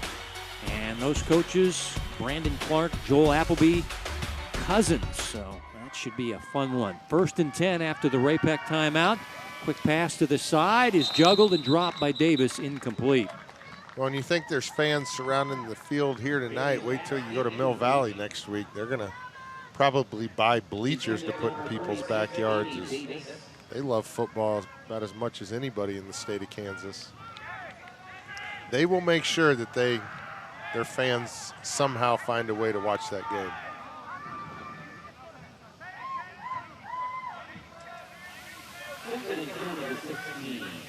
Luke Bailey Jr. remains the quarterback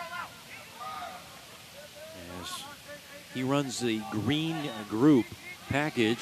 They have a fullback this time. Selzer in an I formation. On 2nd down and 10, play action.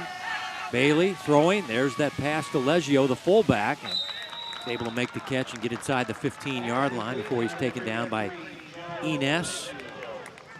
Well, and it looks like Ray Pec defensive coaches kind of said, you know, when this guy comes out of the backfield, they're not just going to look past him. You see the Ray Pec defenders right there ready for the tackle. Takes a couple of them to get him down, but good job defending that pass right there. Woodbine also involved in the Ray Pec stop. Leggio, a big guy at 240, their fullback. 3rd down and 7. Good pass. And they're going to throw it and find John Michael Gillenborg up the ladder, makes the catch. Touchdown, Rockhurst. That's just high pointing a pass, just taking it away from the defender. And Johnny, you mentioned this guy is a basketball player, and we've seen him play. This guy can rebound the basketball. Looked like he was getting a rebound there for the touchdown catch. Well, I'm sure that's what the coaches like about him. You know, use your body to create that space, and Selzer does a good job just tossing that ball up to his playmaker. Yeah.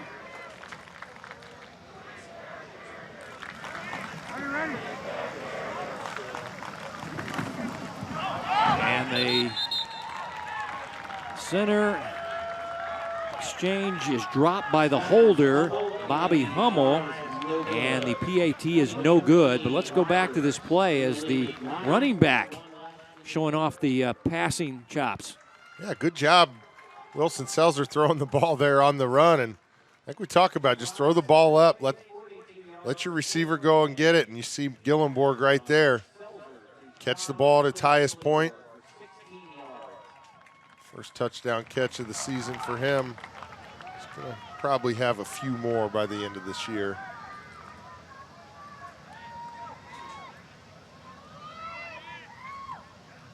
.42 yards on the drive, 7 plays. I think the drive resets after the punt. Seemed like a long time ago, but Rockhurst was forced into that 3 and out. An unfortunate bounce that hit off the Ray Pec guy, return man, and Rockhurst was given good field position and able to take advantage of it. You always tell your offense, you know, you got to come out that first drive in the second half, establish yourself, and with a little bit of help, they were able to do that. Gunnar Griffin going back to retrieve this Rockhurst ensuing kickoff, but how big will the miss PAT be as Griffin feels this one about 3 yards deep? It'll be a touchback. Ray Pec will have it 1st and 10 from their 20-yard line. Yes, John Michael Gillenborg showing off the kicking ability, receiving ability. And here comes Conrad Holly in the Ray Pec offense. Holly has a touchdown pass in the ball game. We've seen the big play capabilities here. Being able to throw the ball downfield. Conrad Holly's one of those guys, he can get the ball down the field, so Rockhurst has to make sure they're staying disciplined on that side, not allowing the big play. Pass to the outside on a rebound is caught by the tight end for a short gain, Tucker Miller. And Leggio almost had the interception there. Give him about a half-yard gain here, but nice heck of a catch. Focus there by Tucker Miller, whose father is the principal at Ray Pec. I think that ball was on the ground there, but either way, they're going to give him a half yard and a catch.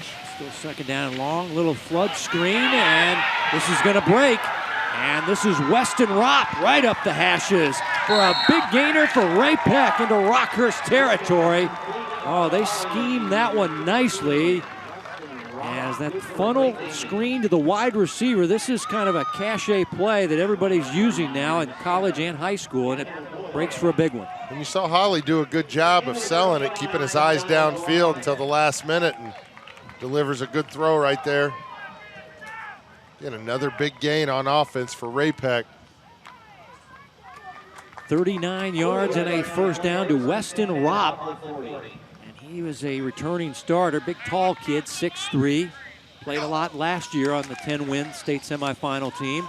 Here's Holly looking for a sideline reception and looking for his tight end, incomplete. And tell you what, there's not that many fans here, but the ones that are here responded as they wanted a penalty flag, and it looks like they're going to get one on Johnny O'Brien, the strong safety, trying to cover the tight end down the sideline.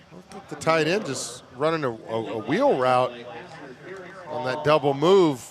Conrad Hawley does a good job of throwing it up for his guy. And pass interference on the defense. It's a 15-yard penalty. It's on a first down. And they'll take the penalty there as they get 15 yards, but you see the defender not able to get his head around. So a couple of big chunks, the big play on the tunnel screen, and now a pass interference penalty. And all of a sudden, Ray Pec in business, 1st and 10 from the Rockhurst 25. Here's Fager. And good second effort as he's able to get about 4 yards on that run for Ray Pec. And you see the Ray Pec offense now, they're kind of getting the ball out of their hand as quick as they can, quick hitters. Kind of neutralizing Cassius Howell on the edge.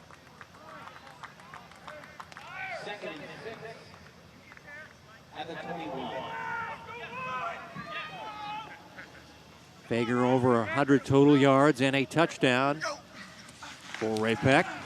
Here's a pass. Here's his Doss. Doss using the big stiff arm and finally run out of bounds inside the 10-yard line. 1st and goal for Ray Pec. The old stiff arm, Johnny. Well, you see Doss just catch it and does a good job of squaring his body up and taking that stiff arm. You see him kind of stand up. Guys telling him, just get back in the huddle. We're coming right back to you. Make sure you're ready to go. From the 9-yard line, 1st and goal for Holly and the Ray Pec offense, trailing by 6 here in the 3rd quarter. Thomas Fager with a blocker in front of him. Nice tackle from behind by the Hawklets. As Selzer, Johnny, you mentioned what a good linebacker he was. I didn't know he could throw the football that well, as we saw in the last series with that touchdown catch. Telling you, these Rockhurst boys, I mean, you got Gillenborg, he's the kicker, he's catching passes. Leggio's on both sides of the ball, so you see a lot of these guys that, you know, playing old school football, both sides of the ball, something that you just don't see as much anymore. 3 yards on that last gain by the younger Fager. This is the older Fager cutting it back. Selzer again making the stop. And they're going to spot it at the 2-yard line. Hawley does a good job of getting rid of this ball. Good separation there, running back to quarterback. Allowing Fager to get outside, pick up those inside the 2. 3rd down and goal, and Fager fighting, sticking the ball across. It is a Ray Pec touchdown, his 2nd of the night. And ties the ball game at 20 apiece here in the 3rd quarter. Fager's a tough runner, man. He gets hit at the line of scrimmage and just keeps those feet rolling. Ends up finishing with the 2nd touchdown of the game, and he's all fired up over there, as he should be.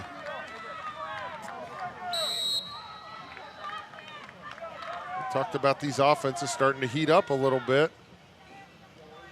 Both teams scored touchdowns on their first drives of the 2nd half. Big PAT, and it is good. So Ray Pec back on top at 21-20. As Philip Fager all fired up on the Ray Pec sidelines. We haven't called Doss's name since that first touchdown that he caught and ran, but right there you see him. Timeout on the field. Officials timeout for our 3rd quarter water break. Stiff arm, that's not used as much anymore in this day and age, but you see it effectively used right there. And Fager finishes off that drive with the big touchdown, 2nd of the day. In 7 plays, 80 yards, took 3:11 off the clock. And set up with that big tunnel screen to Ropp. Followed up by the pass interference, so you get 50 yards just in 2 plays, and all of a sudden your offense is in the red zone. And we've seen both teams do a good job of finishing drives tonight. Well, with his receiving numbers, Johnny, he's got over 100 total yards and 2 touchdowns tonight. He saw a lot of time last year. They had another running back that injured his hand, but Fager was a big part of their 2019 team that went 10-3, state semifinalist. Well, so much of the offense last year was, you know, Luke Grimm and his playmaking capabilities that I'm sure these guys were just chomping at the bit to get out here and get this season going to showcase what they could do. And we've seen Fager step up to the plate and become that playmaker. By the way, Grimm at the University of Kansas playing for Les Miles. People always ask me, where'd those guys end up? Graham Sutherland playing at UCM. On the Rockhurst side, those 2 linebackers that were so devastating for the last 3 years, Tucker Atwood and Tommy Eccles. Tommy Eccles is now at Vanderbilt playing for the Commodores, and Tucker Atwood playing at Northwest Missouri State. And of course there is a little brother, Will Eccles, Tommy's little brother, playing for Rockhurst, as kick is away. And this will be Connor Ryan from the 5-yard line. And he will not reach the 30-yard line. Good special teams work by Jacob Quest. As we go back to Rockhurst in their last drive, finished off by some fortune, some fortune right here. But as they would recover that punt, get some big plays by Aiden Flood, and then use a little razzle-dazzle to wrap it up.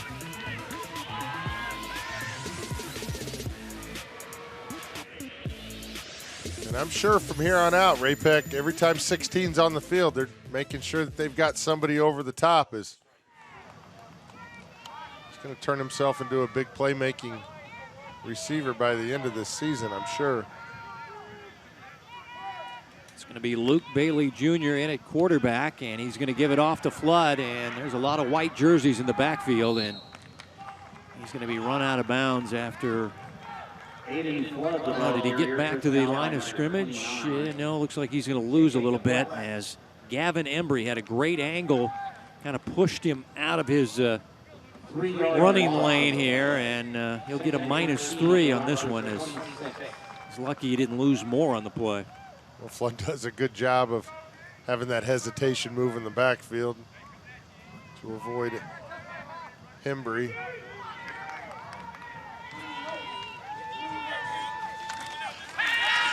Bailey in trouble, and he's going to be sacked. Jumping on his back and riding him down is big Ethan George. Love the hair, love the sack for RP. You see Ethan George just getting good penetration at the snap of the football. A lot of times you see those D tackles not able to kind of turn the corner, but does a good job with his balance, able to bring down the quarterback. Now, force Rockhurst into a 3rd and long situation, and again, we'll see if Rockhurst elects to. They're going to take a timeout. Rockhurst is, after the 20-yard sack loss by big number 99, one of the strongest guys on the Ray Pec crew. First charge timeout of this half. He was first team all-conference last year.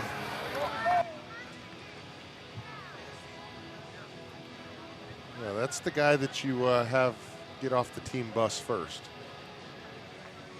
Kind of let everybody know. Yeah, who we are. That guy looks a little scary coming at you with that hair and that body. But he's had a good career for the Ray Pec Panthers. That defensive line, they expect a lot out of their defensive line, and they've delivered.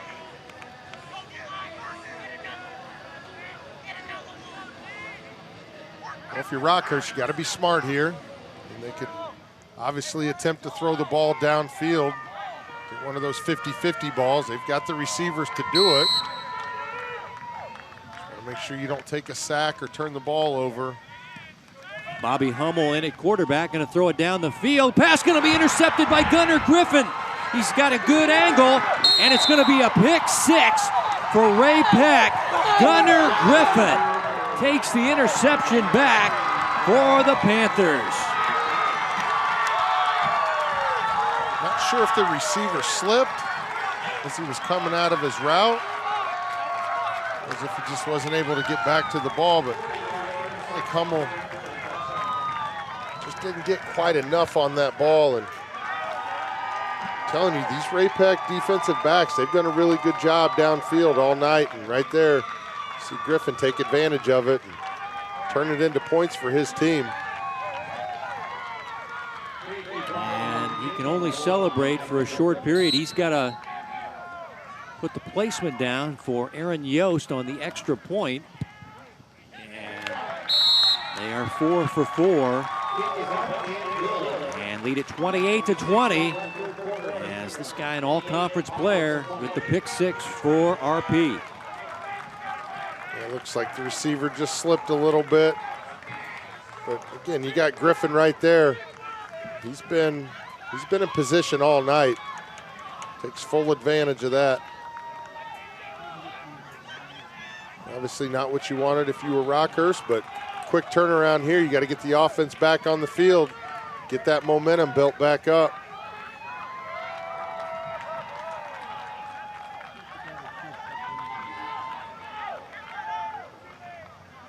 Obviously, big momentum boost there for that Ray Pec defense. Is big sack on that drive and then the pick six to finish it off. And I know these guys take a lot of pride on that side of the ball. Both teams do, but I just remember Ray Pec last year in the playoffs. I mean, they just played with their hearts every single game, and a lot of these guys returned this year. You got Parker Bowen, you got Ethan George, you got a bunch of guys that, you know, want to make sure that they leave a legacy here, and did a good job on that drive.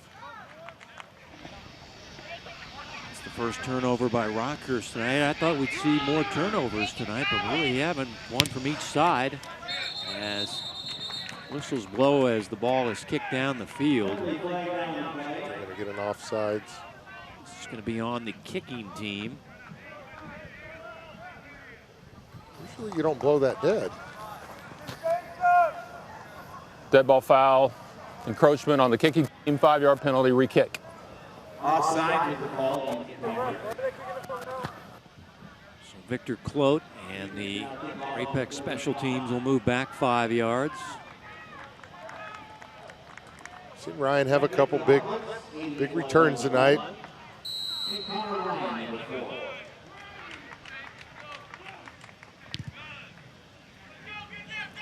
going to be Ryan again from the 15-yard line.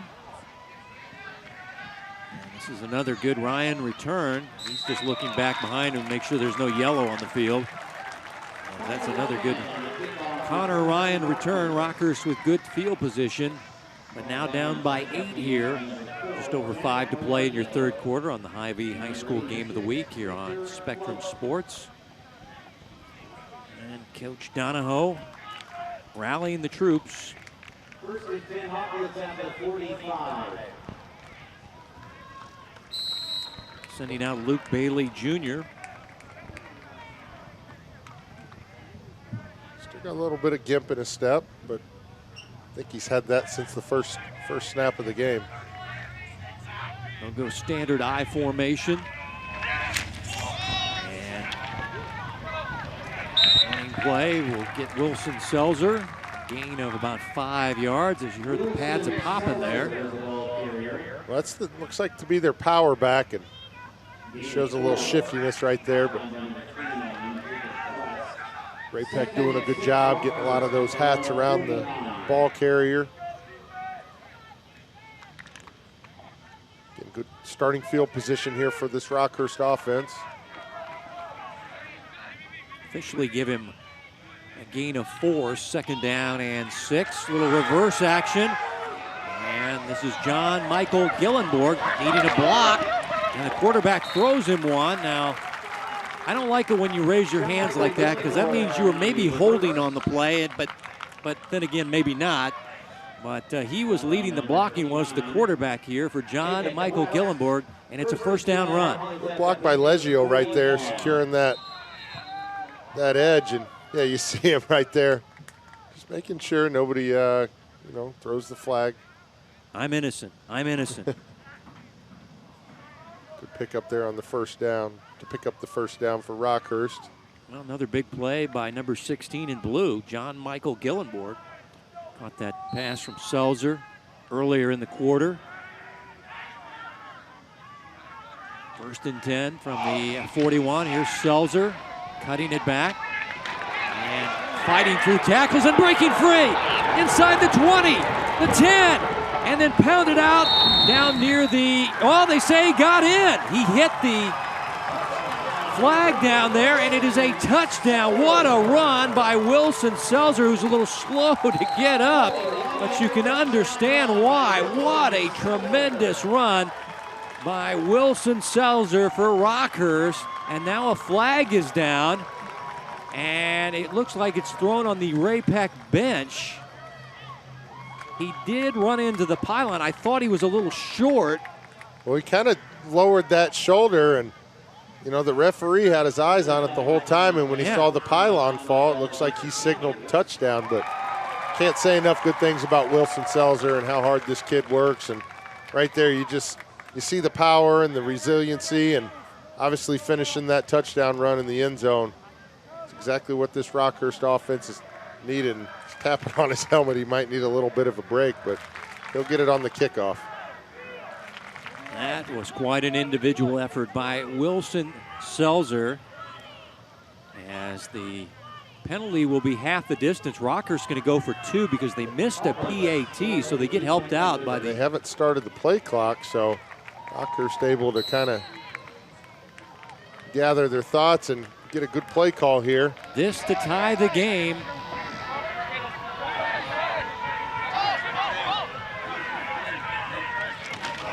Toss sweep, Selzer cutting it back, not going to get there. Ray Pec shuts him down. And a nice play by the Ray Pec Panthers as making the stop.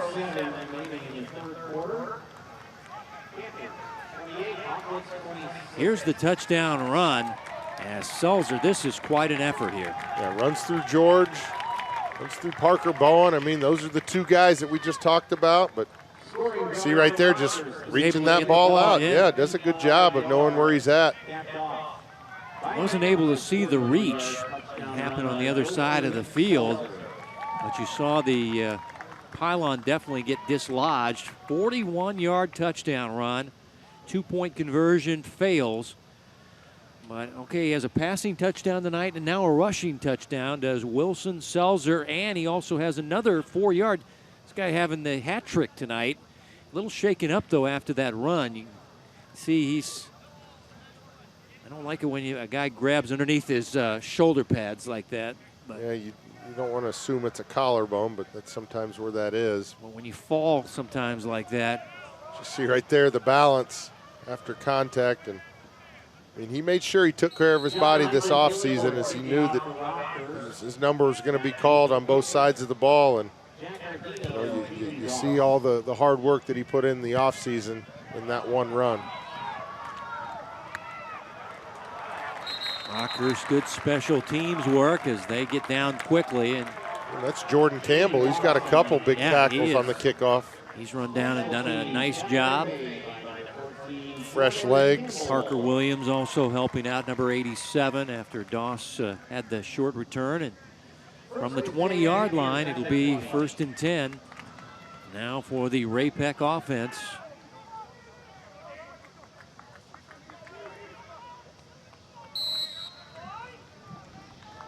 Still 4 minutes to go in this third quarter, and with 28 points, 27 points, 26, I guess. Yeah, I expected a low-scoring game, so they've definitely hit the over in this one. As here's Fager, and a nice open field stop. This is Tommy Eccles' little brother. That is Will Eccles, the junior Sam linebacker for Rockhurst. Good job on the read. Does a good job of wrapping up and finishing the tackle. Nothing flashy, but that's what you want your linebackers to do. No gain, 2nd down and 10. You got Doss at the top of the screen here. Passing to Fager, needs to make a man miss, does. And taken down from behind by Pascuzzi, just a little bit shy of the 1st down. And Wilson Selzer back out there as a linebacker involved as well. And as expected, these guys starting to feel the wear and tear a little bit. Got to make sure they're staying hydrated on those sidelines. 3rd down and short. And I don't think a blue wall is set up by the Rockhurst defense, and Fager will be thrown for a loss. And I believe it was Brandon Baker leading the charge, big number 50. Also involved was number 39 for the Rockhurst defense, McLeese. It was all clogged up. McLeese, a linebacker involved, and that's going to force a Ray Pec punt here late in the 3rd quarter. Philip Begg under punt formation for the Panthers. Back deep for Rockhurst, number 4. Connor Ryan, and number 1, Aiden Flood. Flood and Ryan back to take the Fager punt on 4th down and 3.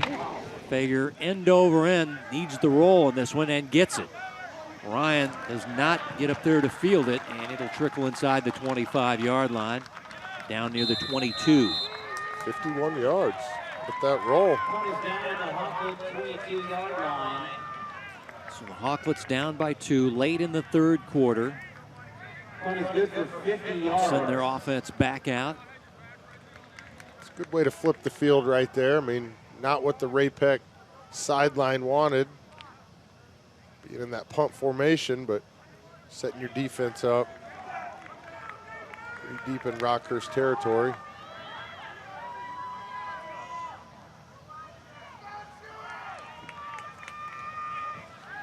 A lot of action in this 3rd quarter.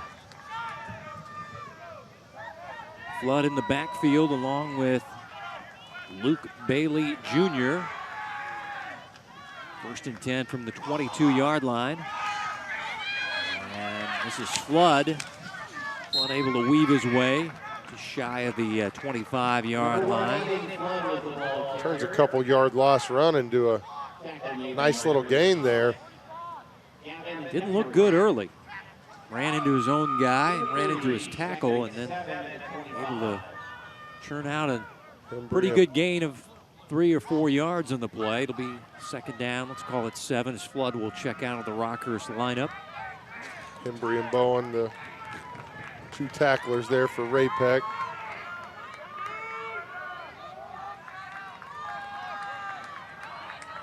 They're going that power I formation. Play action, rolling, throwing against his body, and pass is caught out of bounds by Cook. It'll be incomplete. Just ran out of real estate on the Rockhurst sideline, and now it'll be 3rd down and 7. Well, that's the tough thing on those flood routes is, you know, you've got to get the ball out a little bit sooner, but give Ray Pec a lot of credit there. Coverage downfield's been really, really, really good all game long, and again, you haven't seen, you know, a big play downfield for Rockhurst up to this point.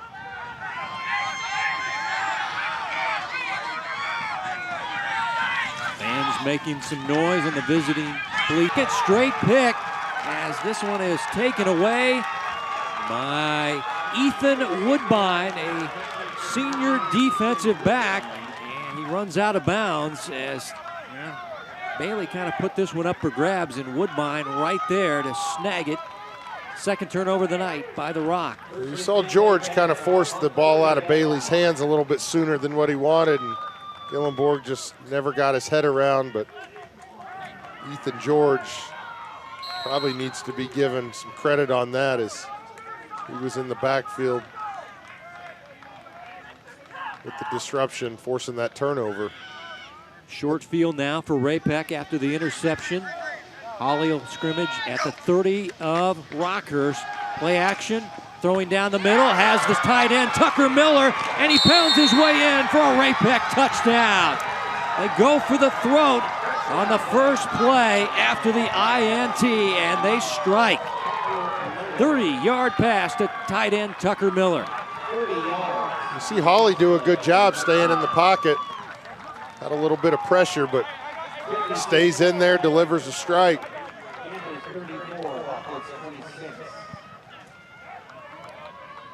Big Tucker Miller over the middle.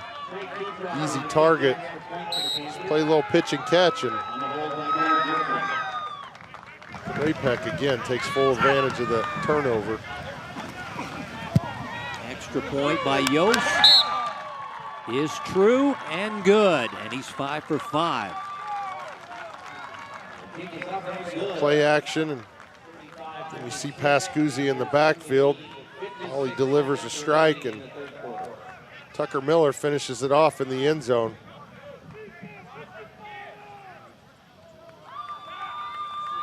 Again, taking full advantage of the field position there after the turnover. Kind of seen this Ray Pec offense come alive in this third quarter, utilizing all the weapons that they have on that side of the field. So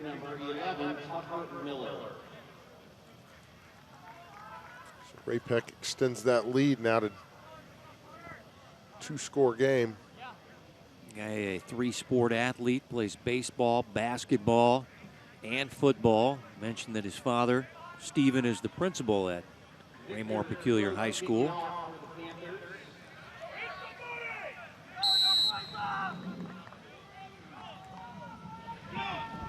Flood with the ensuing kickoff. And Flood going to field this one on a bounce from the 13-yard line. And he gets taken down hard there. Yes. The Ray Pec coaching staff is in a booth to our right, and was there an explosion in there, or was somebody happy about that hard hit on special teams? I think somebody felt like my drink got a little shaken over here. They got out of their kicker, their lane assignment. Oh, okay. Yeah, you can't do that. So it was not a happy eruption. You can't follow the ball. You gotta make sure you stay disciplined there. And I just felt the booth kind of vibrate over here. And looked to our right, and I saw a lot of Ray Pec coaches there. You saw the Ray Pec kicking team switch it up. Usually we're going deep left, and that time they went kind of a pooch kick to the right, worked to their favor. Bobby Hummel on 1st and 10, gonna throw a short pass, complete it. John Michael Gillenborg tripped up right at the first down stake. So very successful. He almost was able to break that tackle. And he had a lot of running room if he did, but instead he'll get 10 and a first down. And you see him do a good job of securing the catch first and then getting those extra yards upfield. So many times those guys take their eyes off the ball. But he's a big guy. He knows he can take the contact. Turns it into a first down. Again, by the end of the year, I think people are going to know this kid's name. 1st and 10. As Hummel rolling under pressure, and George will get his second sack of the night. Ethan George makes the sack inside the 25 for Ray Pec.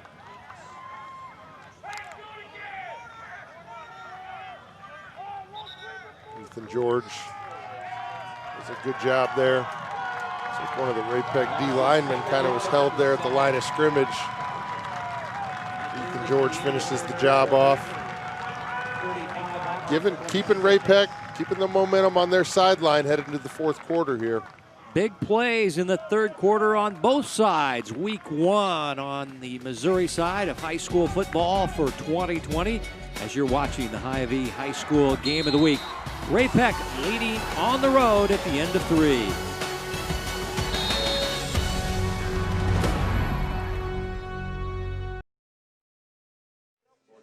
Hy-Vee scoring by quarters, and we had a big third quarter of scoring. A lot of big plays, Johnny, and Ray Pec takes a 9-point lead into the fourth quarter. Well, it looked like Ray Pec, was on the wrong side of the fortune after that forcing a 3-and-out and forcing Rockhurst into a punt situation. Ball takes a weird bounce. Rockhurst ends up recovering it, but they were kind of able to ride the storm and still finish that quarter with a 9-point lead. But Ray Pec offense starting to come around, and it's kind of catalyst by this defense by Ray Pec, starting to get some more pressure on defense and forcing a turnover and forcing 2 turnovers in that quarter. Second down and 18. They go with a little reverse action, and this is Aiden Flood. They ran this play earlier, and this time Ray Pec is ready for it as they were able to shut it down. Jacob Quest, also Ben Enos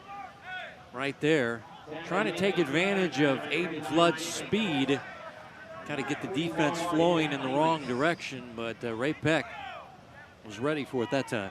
Yeah, and you saw that, initially those guys are following, but they do a good job on the backside of staying home. And Parker Bowen, Hembry, really smart guys, understanding what's getting ready to happen.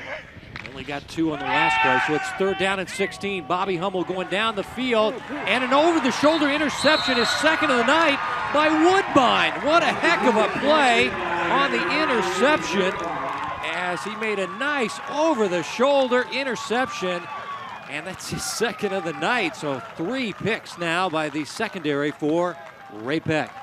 You see Hummel throwing it up, and sometimes, that can go against you, but these Ray Pec defensive backs, man, they've done a really good job staying on top of the Rockhurst receivers. Gillenborg really didn't have a chance there of deflecting that pass or breaking up that interception. Just a great job of Woodbine tracking the ball while having the coverage on the Rockhurst receivers. Holly in the offense, 1st and 10 from the 41 and their own. Holly going to throw it and going deep down the field, and the pass off the hands of the target. That time Bryson Gooding, incomplete.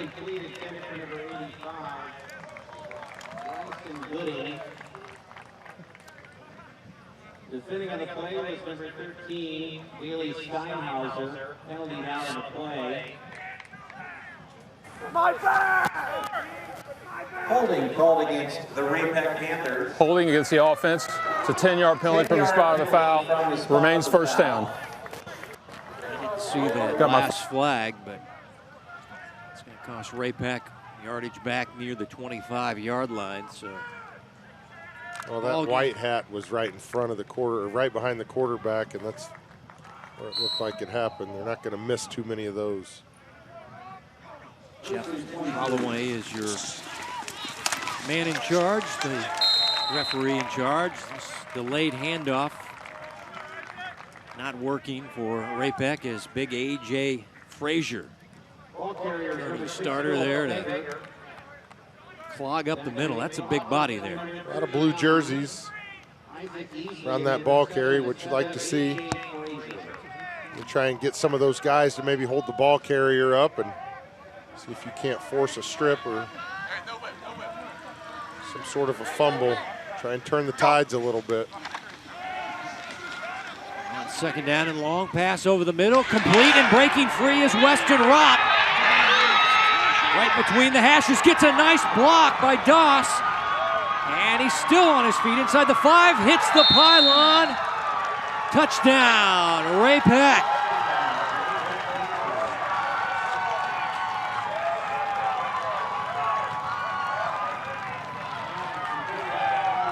"76 yards, and that's the second big play we've seen by Weston Ropp. But quite frankly, the tackling on this play by Rockhurst was atrocious. And Doss, like I said, don't put your hands up after a block. No flags were thrown, and he hit the pylon with the football, and it goes for 76 and a touchdown. Well, and Rockhurst had that pretty well covered. Rob just does a good job of keeping his concentration and then turning what should have been a 15-yard gain into a 76-yard touchdown. Weston Ropp, a returning starter, as let's see, Aaron Yost extra point that's good, but here it is again, and missed tackle there. Like two guys took each other out. There's a missed tackle there. And there's a missed tackle. Just a lot of missed tackles. And Ropp able to romp down the field for 76 and 6. As he gets a big hug from his quarterback, Conrad Holly. Another touchdown pass for Holly on the night.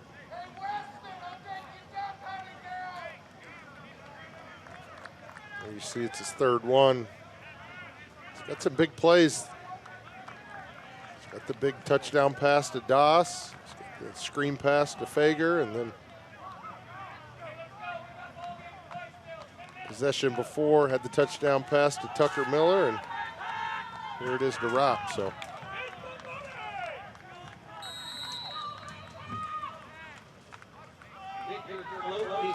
42 on the board for Ray Pec. Still a lot of time in the ball game. And Connor Ryan back deep to the offense. This will be Connor Ryan just inside the 10. And a run out of bounds just across the 30-yard line. Number 4, Connor Ryan on the kickoff. So now you're Rockhurst, you're Kelly Donahoe, you're coaching your first Rockhurst game. You're down 42-26. So what's the game plan now? Well, you're telling you guys, you know, we've got a long season ahead of us. We can't panic in the first game in the fourth quarter, so just got to go out there and we got to play our football. There's a lot of moving parts with this offense. You got two quarterbacks going in and out, so you're just trying to establish some consistency and some rhythm. We know they've got the playmakers on that side of the ball, so they're looking just to get the ball into those guys' hands and see what they can do. Bailey Jr. under center, throwing to John Michael Gillenborg. And just powers through a tackler. And so they spot it for a first down. As he's out near the 45-yard line, maybe the 46. This is just brute strength. You put about 30 pounds on him and might be your next tight end of the future. Got really good hands, understands how to use his body. A lot of these guys, you know, just rely on speed, but you see the combination. Again, same play. This time, John Michael is taken down hard there. It's finished off by Quest as they triple teamed him down the turf. Woodbine there as well as the two interceptions, making first contact, but it was a big hit by Quest to finish him off. And again, if you're Kelly Donahoe, you know, that's what you're telling your quarterbacks. Just get the ball to your receivers. Don't try and make the big big throw, and stay within the game plan. Well, they got pretty good gain on that first down play, and this is Selzer. Selzer getting his jersey grabbed and now mobbed. Able to get it back to the line of scrimmage. It's going to be still third down and 3 for Rockhurst. He's going to need an ice bath tomorrow. Yeah. On both sides.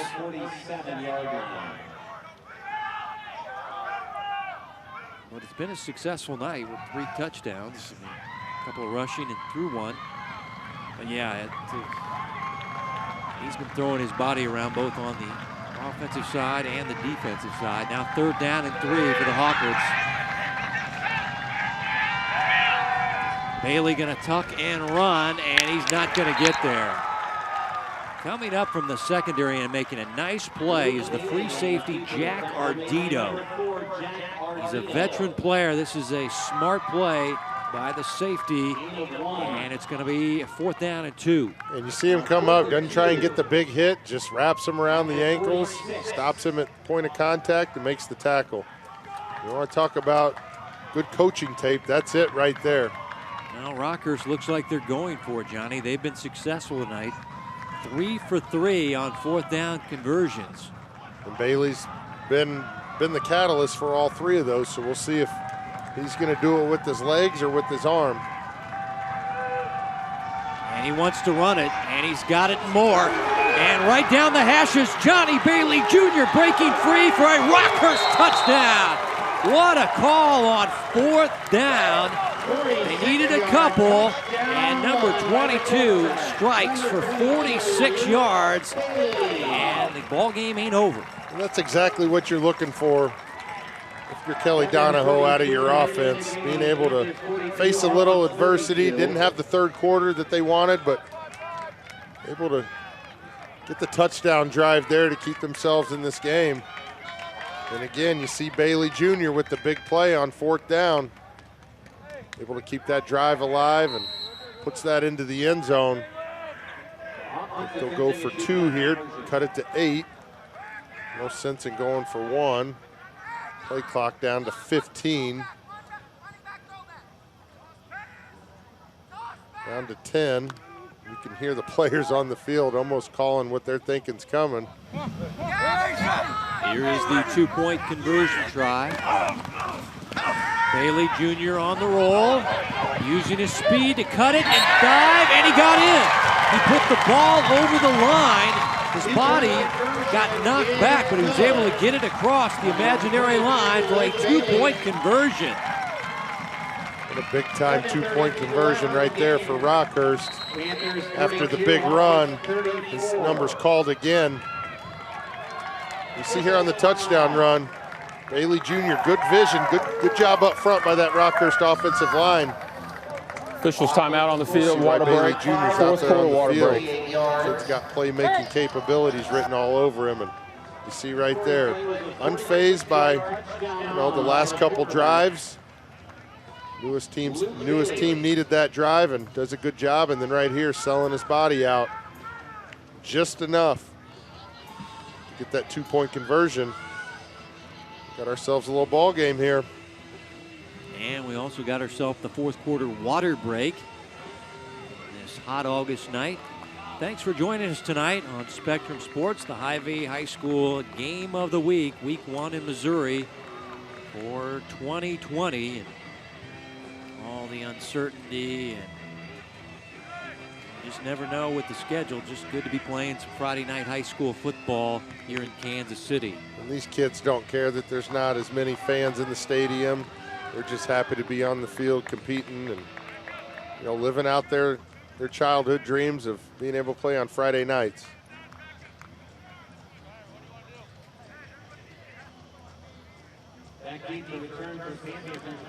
So after the hydration break, Rockhurst now down by 8. Plenty of time left, 7.5 to go in your ball game. John Michael Gillenborg to kick it back to Ray Pec.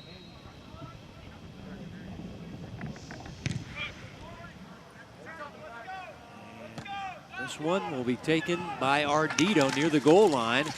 Jack Ardito has some room on the near side of the field. And Aiden Flood will escort him out of the Rockhurst bench area, but not after a nice return of some 43 yards by Jack Ardito.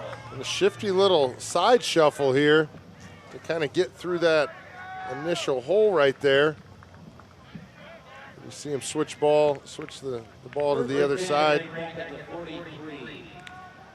Pick up an extra 20 yards, giving Ray Pec good field position here on this drive.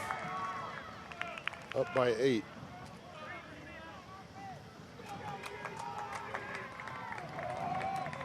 You would imagine that Ray Pec wants to run some time off the clock, but they've had so much success through the air. This is an old Ray Pec double wide, double wing set, and Fager is thrown for a loss. Eccles was back there. There was a number of Hawklets all around Philip Fager as he loses a bunch on first down. And you see this Rockhurst defense a little rejuvenated, knowing that they just need a stop to give their offense an opportunity to tie this game up. So they're going to come out with some energy and see if they can't get a 3 and out here. Force Ray Pec to punt the ball away. And we've seen Ray Pec have a lot of success in the second half through the air. We'll see if they continue to put the ball up or if they're going to try and run some time off. Short drop pass to the outside. Doss juggled it and could not catch it. He almost caught it on the second attempt, but it was almost intercepted as well by O'Boyle. That was a 50-50 ball there on the deflection. Great pass by Holly. You see Doss just, oof. You know, they always tell you don't jump if you don't have to, and seems like that kind of threw him off just a little bit. Like you said, Rockhurst almost fortunate again. That ball lands in their hands. The limited crowd making a lot of noise here on the home side on 3rd down and long, and the quarterback gonna go down in a blue heap. A.J. Frazier there, and also Cassius Howell will get a half sack, so he's got a 3.5 sack night, but big A.J. Frazier lays on you, you go down. Just kind of collapsed the pocket. As you see right there, just bull rush in the center.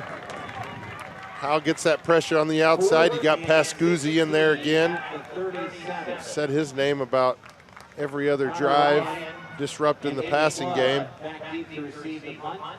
A.J. at 3:30. Comes off after getting a half a sack with Howell. Punting unit out now for Ray Pec. Rockhurst, whoa, it's a high snap. Fager fades back to make sure he gets it and sends a short punt down the field.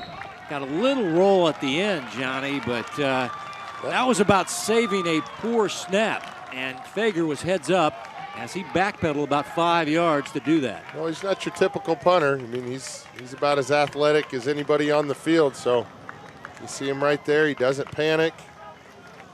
Understands the situation. Does a good job of getting that punt off. And like you said, good fortunate bounce to turn it into a 35-yard punt. Yeah, about that. Yeah, 35, 36 yards with the roll. But Rockhurst down by 8, takes over. 1st and 10 at their own 26.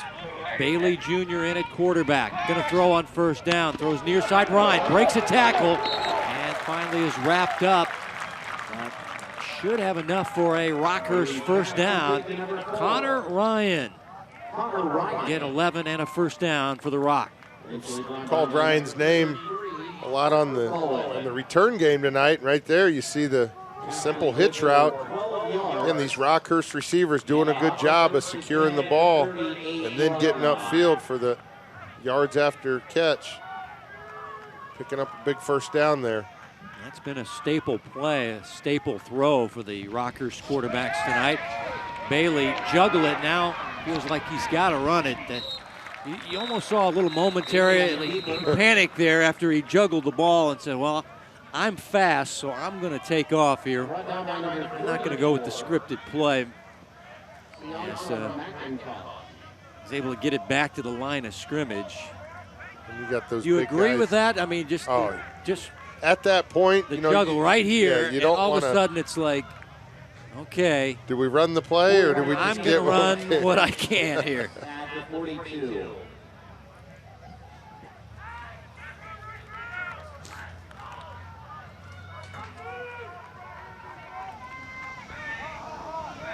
I beg your pardon. Actually got 4 yards on the play. I thought he got limited yardage, but he was able to get 4. So a good improvised job there by Bailey Jr. Now he's improvising again with defensive lineman chasing him. He's pushed out by Ardito. We already know about the landmines on the sidelines. Again, he's just dodging players and water coolers and chain gang men. Yeah, this guy always seems to get it forward. He's directing a wide receiver and then able to get what he can before the safety knocks him out of bounds. And it's going to leave him about 3rd down and a long 1, a short 2 for Rockhurst, trailing by 8. Just over 4 and some change to play. Week 1 of the Missouri high school football season here on Spectrum Sports. This is Selzer. Selzer, 1st down. Put 2 hands on the ball. He got spun around there. Extracurriculars after the play there. But I don't see any flags. All I see is Our referee, Mr. Holloway, saying first down, Rockhurst. Well, you know, when you get a little bit tired and you're hot and you're sweaty, you're going to see some of these guys, and you saw the finish there on the block, and, you know, there's nobody on defense that likes that, so he's going to make sure that he returns the favor. And I like the referee not throwing the flag there. Just make sure they understand that. Timeout, Rockhurst. Timeout, Rockhurst. Rockhurst down to one final timeout. Let's take a look at Coach Dono out there. One timeout remaining for Rockhurst. Talking to his offense. Next week, Kansas game. Derby making the long trek from the Wichita area to the Kansas City area. Of course, they've won 26 in a row to take on the 5A state champs of Mill Valley next Friday, September 4th, 7 p.m. It's the Hy-Vee High School Game of the Week.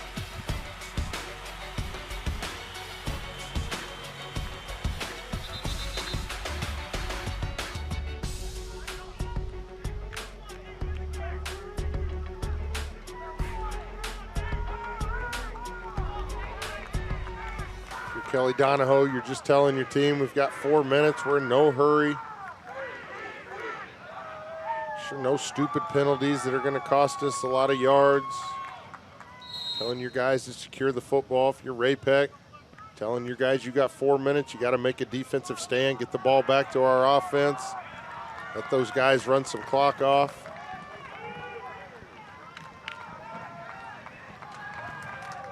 Coach Martin trying to put the brakes on this Rockhurst offense here. 1st and 10 from just inside midfield. Rockhurst down by 8. Throw to the near side. Ryan the catch. Trying to fight his way and taken out of bounds by Woodbine at the 40. It'll be a gain of 9, 2nd down and short. And just simple pitch and catch to the outside. Rockhurst receivers doing a good job securing the catch. And Ray Pec's not going to allow anything over the top, so they're going to play everything in front. So we'll see if Rockhurst is going to stay with it, if they're going to try and take a shot downfield. They were able to get out of bounds and stop the clock.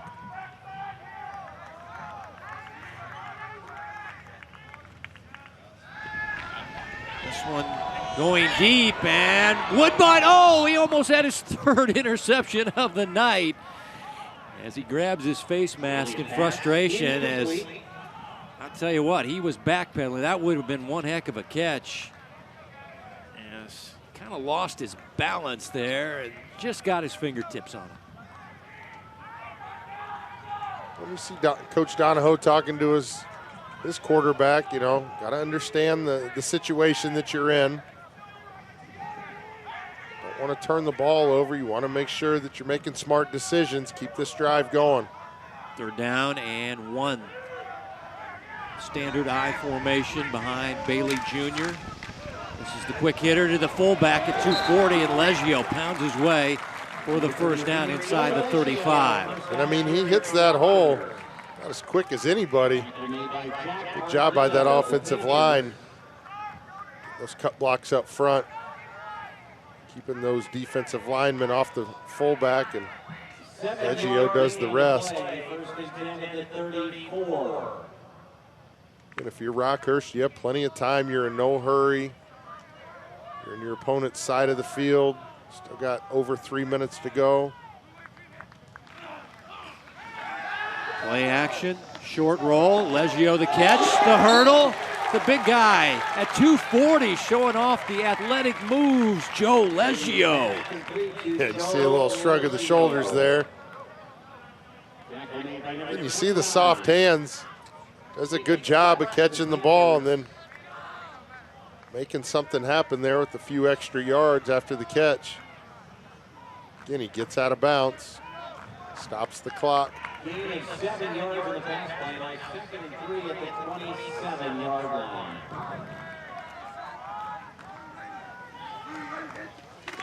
On 2nd down and short. Here's Selzer. Nice cutback run. Now, he might be in the ice bath for a long while after the game, but now he's a little cramp. Might be cramping up. But this is a nice vision run, Johnny. And you see him as he's getting ready to take contact, you know, the little shimmy there. Those defenders don't know if he's going to run through him or run around him. He's got that good combination of just enough speed, just enough agility to make him effective. And again, he's just staying on the field, playing off pure adrenaline right now. 14 yards on the last one. Leggio gets it this time.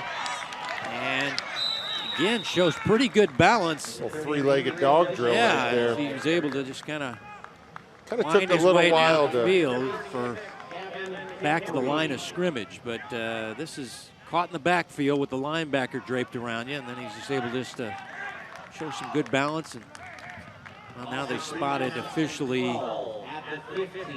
Okay, they move it back to the 15-yard line, so they didn't give him all that little dancing forward action. So officials called him down at the 15, second down and 12. It's a good effort though by the fullback.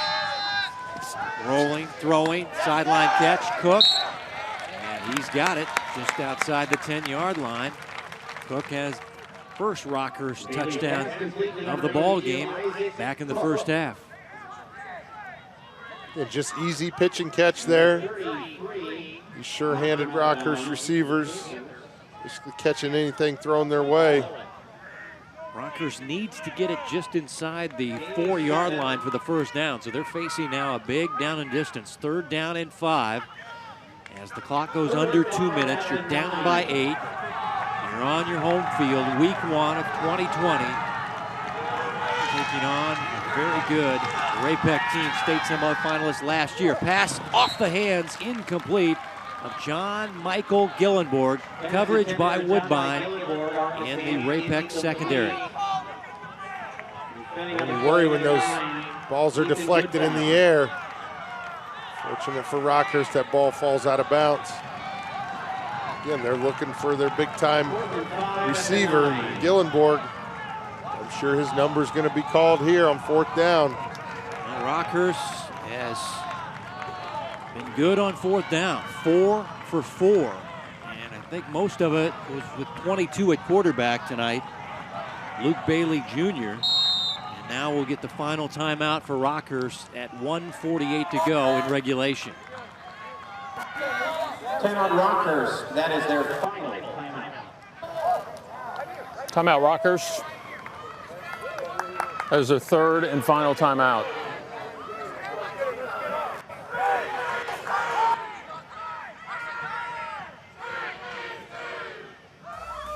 Let's take a look at Ray Pec tonight. They've been doing a good job in the secondary with the interceptions tonight. You know they have a pick 6. Woodbine's had a couple. They've pressured the quarterback with their defensive linemen. Yeah, it's been a complimentary team effort tonight. Defensive line has done a good job of getting pressure, forcing the bad passes. The linebackers have done a really good job. And I know there's a lot of points on the board, but you know, these guys are playing a lot of snaps. Rockhurst comes in with, you know, a new head coach, so their offense doesn't look what it like it has in the past. And you know, we'll see who stands out here. If they can get a big playmaker on the Ray Pec side, they'll be able to force the turnover on downs and give the ball back to their offense. See if Rockhurst can come up with one more big play on offense. We got Gillenborg, bottom of the screen. Looks like they're playing outside leverage on him.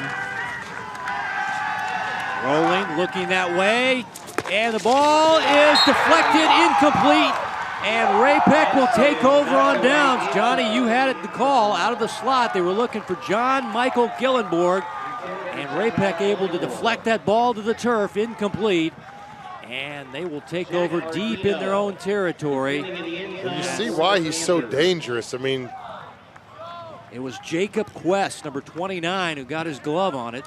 Pascuzzi almost hauls that in. Yeah, you never know unless you could knock the ball to the turf. The ball was in the air, and yeah, Pascuzzi nearly got it on the rebound. Quest, number 29, with the big play on 4th down and 5. And Ray Pec trying to beat Rockhurst for the second time in 9 tries. As Rockhurst has no timeouts, so they're not going to be able to run this all the way out. They're taking a knee and getting into the victory formation. It looks like they're going to be able to do it.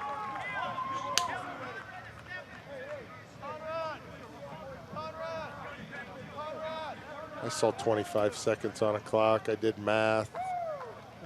My guys Hey, it's only week 1. Hey, you know. Just, yeah. And Rockhurst cannot stop the clock. And Ray Pec lining up in the victory formation. And another knee. So Sean Martin, long-time defensive coordinator, long-time Raymore Peculiar resident. This is going to be a night he'll never forget. His first ball game as head coach, going on the road in 2020. With a pandemic going on, and putting this team on the road and getting the victory over a good Rockhurst team, 42-34. One more snap.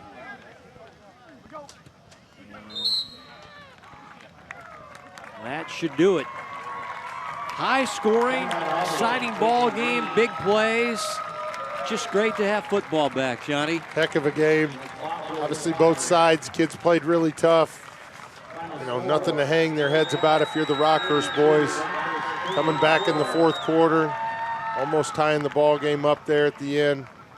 But you got a lot of positives for both sides moving forward. Obviously this Ray Pec team, they're going to be a tough out. Any team they go against this year. They will not have the traditional handshake, as they will just kind of wave to one another because they don't need to make any skin contact. So normally the guys would come across and make a line and everybody would slap hands. They're not doing that, so they'll just practice social distancing. Kelly Dono going over and saying good game to all the staff at Ray Pec there. But and now the fans being waved to by the players. And once again, each player had 2 tickets, so they're waving to friends and family. But what a week 1 game. Congratulations again to Sean Martin and Ray Pec. 1-0 on the year. And Rockhurst drops to 0-1. Back with the Hy-Vee post-game wrap-up. You're watching the Hy-Vee High School Game of the Week.